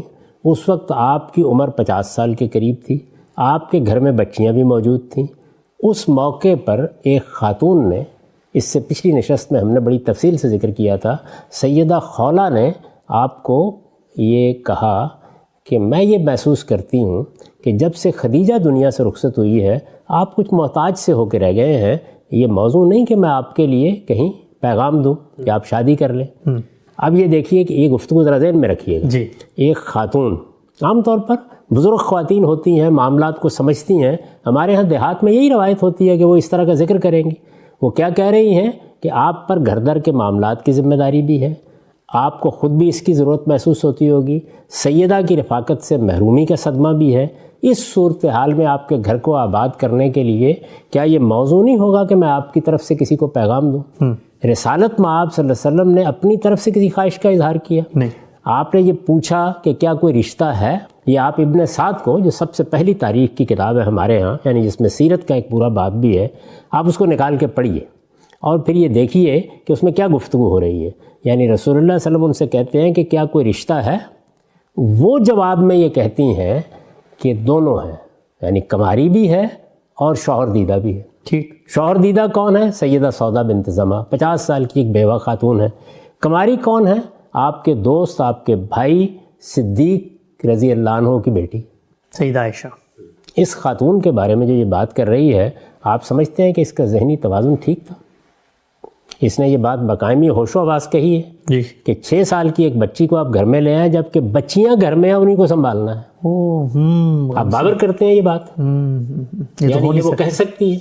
اچھا، رسالت مآب صلی اللہ علیہ وسلم نے خواہش کا اظہار کیا ہوتا تو ہم کہتے کہ کوئی پیغمبرانہ مقصد پیش نظر ہے۔ سیدنا صدیق نے اپنی طرف سے پیشکش کی ہوتی تو ہم کہہ سکتے تھے کہ انہوں نے کہا میری چھوٹی ایک بچی ہے، اسما کا معاملہ تو پہلے ہو چکا، تو میں یہ چاہتا ہوں کہ یہ سعادت حاصل ہو جائے، نہ ادھر سے کوئی ایما ہے نہ ادھر سے کوئی بات ہے۔ ٹھیک، تو اب ظاہر ہے کہ بالکل عام عقلی اصولوں پر دیکھنا پڑے گا۔ آپ باور کرتے ہیں کہ کوئی خاتون یہ بات کہے گی؟ نہیں، یعنی 6 سال کی بچی کے بارے میں کہے گی؟ وہ تو بچیاں گھر پہ ہیں۔ 9 سال کی بچی کے بارے میں یہ کہے گی؟ یعنی 6 سال کی بچی یا 9 سال کی بچی وہ جس مقصد کے لیے چاہ رہی ہے، وہ کیا کہہ رہی ہے کہ سیدہ کی وفات کے بعد، یعنی سیدہ خدیجہ کی وفات کے بعد آپ کی صورت یہ ہو گئی ہے، اس میں آپ کو ضرورت ہے کہ کوئی آپ کا گھر آ کر آباد کرے، بچیاں سنبھالے، آپ کی ذمہ داری ہے، بچیاں سنبھالیں، آپ کو رفاقت میسر کریں۔ شادی کس لیے کرتا ہے آدمی؟ یعنی بچی ہے، نہ وہ جنسی تسکین کی عمر کو ابھی پہنچی ہے، نہ وہ آپ کو رفاقت میسر کر سکتی ہے، نہ وہ گھر سنبھال سکتی ہے۔ تو آپ اس خاتون کے بارے میں جو ایک بزرگ خاتون ہے، ایک مشورہ دے رہی ہیں، کیا رائے قائم کرتے ہیں؟ بقائمی ہوش و حواس سے بات کی جا سکتی ہے؟ یہ ممکن نہیں ہے۔ اچھا، اس کے بعد آگے دیکھیے، وہ جاتی ہیں اور جا کر صدیق رضی اللہ عنہ کے گھر میں پیغام دیتی ہیں۔ آگے سے جواب کیا ملتا ہے کہ ہم تو سیدہ کا معاملہ پہلے ہی طے کر چکے ہوئے ہیں۔ 6 سال کی بچی کا معاملہ اگر سال پہلے طے ہوا تھا تو 5 سال کی بچی کا معاملہ لوگ طے کر دیا کرتے ہیں، ایسے ہی ہوتا ہے۔ اچھا، پھر آپ فرمائیں گے کہ چلیے کر دیا ہوگا، دیہات کا قبائلی معاشرہ ہے، وہ تو یہ کہہ رہے ہیں کہ ہم انتظار کر رہے ہیں کہ وہ رخصتی کرائیں، تو اتنی جلدی تو رخصت، لیکن چونکہ ہم مسلمان ہو گئے ہیں تو اب ان کے تیور کچھ بدلے بدلے لگ رہے ہیں۔ آپ یہ اندازہ کر سکتے ہیں کہ یہ کسی طرح ممکن ہے؟ تو یہ محض ایک افسانہ ہے، غلطی ہوئی ہے بعض راویوں سے اور اس کے نتیجے میں یہ بات بہت عام ہو گئی۔ وہ ایک بڑی مناسب عمر میں تھیں، اندازہ ہوتا ہے تمام قرائن کو جب آپ اکٹھا کرتے ہیں کہ 18-19 سال کی عمر کم و بیش تھی اور اس میں بالکل مناسب طریقے سے پیغام دیا گیا۔ بلکہ آپ خود سوچئے کہ میں اس سے پہلے آپ کو بتا چکا کہ سیدنا صدیق کو جب یہ معلوم ہوا تو انہوں نے کہا کہ اچھا ان کی طرف سے نکاح کا پیغام دیا جا رہا ہے تو وہ تو میرے بھائی ہیں، تو کیا بھتیجی سے نکاح کریں گے؟ یعنی نہ ادھر سے کوئی ارادہ موجود ہے نہ ادھر سے کوئی امام موجود ہے۔ ایک خاتون نے یہ تجویز پیش کی ہے، علمی اور عقلی طریقے سے آپ کیسے یہ تصور کرتے ہیں کہ اس نے ایک 6 سال کی بچی کے لیے پیغام دیا ہو؟ ہمارے ہاں جب روایتیں جمع ہوئی ہیں، لوگوں نے ان کو آگے بیان کیا ہے، اس میں بعض موقعوں کے اوپر اس طرح کی غلطیاں ہو گئی ہیں، اور پھر آپ جانتے ہیں کہ جب غلطیاں ہو جائیں تو مقدس ہو جاتی ہیں، اس کے سوا کوئی حقیقت نہیں ہے اس کی۔ ٹھیک ہے، ہم سب آخری سوال آج کی نشست کا میں آپ سے پوچھنا چاہوں گا، رسالت مآب صلی اللہ علیہ وسلم کے جو نکاح تھے، آپ کی جو شادیاں تھیں، اس میں ہر نکاح کو آپ نے تفصیلاً اپنی کتاب مقامات میں اپنے لکھے ہوئے مضمون کو پڑھ کے زیر بحث لایا، اپنے تفصیل سے بتایا۔ آخری سوال میرا آج کی نشست میں یہ ہے کہ رسول اللہ صلی اللہ علیہ وسلم کی جو ازدواجی زندگی ہے، عائلی زندگی ہے، خاندانی زندگی ہے، اس پہ جب ہم نظر دوڑاتے ہیں، آپ مصروف بھی ہیں، دعوت کی مشکلات، پھر آپ کے اوپر لوگ جو ہیں وہ آپ کو تکلیف بھی پہنچا رہے ہیں، جہاد، سفر، معیشت کی ذمہ داریاں، اس سب کے باوجود تاریخ ہمیں کیا بتاتی ہے کہ رسول اللہ صلی اللہ علیہ وسلم کی جو ازواج مطہرات ہیں، ہماری رسول اللہ کی اہلیہ، ان کی طرف سے کیا بیان سامنے آتا ہے کہ آپ اس کے باوجود ان کے ساتھ جو معاملہ اس نے سلوک رکھتے تھے وہ کس نوعیت کا تھا؟ شفقت، محبت، انصاف، اس کا ایک آخری نمونہ۔ میں آپ سے عرض کرتا ہوں کہ یہ تو میں نے آپ کو تفصیل کے ساتھ بتا دیا کہ آپ نے اپنی ذاتی خواہش سے کیا شادی کی، اور یہ بھی بتا دیا کہ اپنی منصبی ذمہ داریوں کے لیے آپ نے کیا خدمت انجام دی۔ یہ سب چیزیں واضح ہو گئیں، لیکن اس کے بڑے غیر معمولی نتائج بھی نکلے۔ دیکھیے، خدا کے آخری پیغمبر کی حیثیت سے یہ معلوم ہوا کہ شفقت کیا ہوتی ہے، یہ معلوم ہوا گھر کے معاملات میں رحمت کیا ہوتی ہے، یہ معلوم ہوا کہ اگر خواتین کے اندر کچھ رشک کے جذبات پیدا ہوں تو ان سے معاملہ کیسے کیا جاتا ہے۔ یہ ساری چیزیں لوگوں نے سیکھیں اس کے نتیجے میں۔ اس سے بڑھ کر کیا ہوا، وہ یہ ہے کہ جو گھریلو معاملات سے متعلق دینی ہدایت ہے اس کی تفصیلات ہمارے علم میں آئیں۔ جو علم سیدہ عائشہ کے ذریعے سے رضی اللہ عنہ ام المومنین پہنچا ہے، آپ اندازہ نہیں کر سکتے۔ میں نے ایک موقع کے اوپر تبصرہ کیا ہے کہ وہ اگر فقہا کے امام کی حیثیت سے صحابہ میں کسی کو تلاش کیا جائے، یعنی تفقہ فی الدین، دین کی بصیرت میں امامت کا مقام کس کو حاصل ہے، تو میں سیدہ کا نام لوں گا۔ سبحان اللہ۔ ایسی غیر معمولی خاتون ہے، آپ مثالیں دیکھیں تو حیرانی ہو جاتی ہے کہ کیسے انہوں نے بڑے بڑے جلیل القدر صحابہ کو قرآن کی بعض آیات کے فہم کی طرف توجہ دلائی ہے، تضادات کی نشاندہی کی ہے اور یہ بتایا ہے کہ اللہ کی کتاب تو یہ کہتی ہے، بعض غلط تصورات کی نفی کی ہے اور لوگوں کو اس کے بارے میں تنبیہ کی ہے، توجہ دلائی ہے۔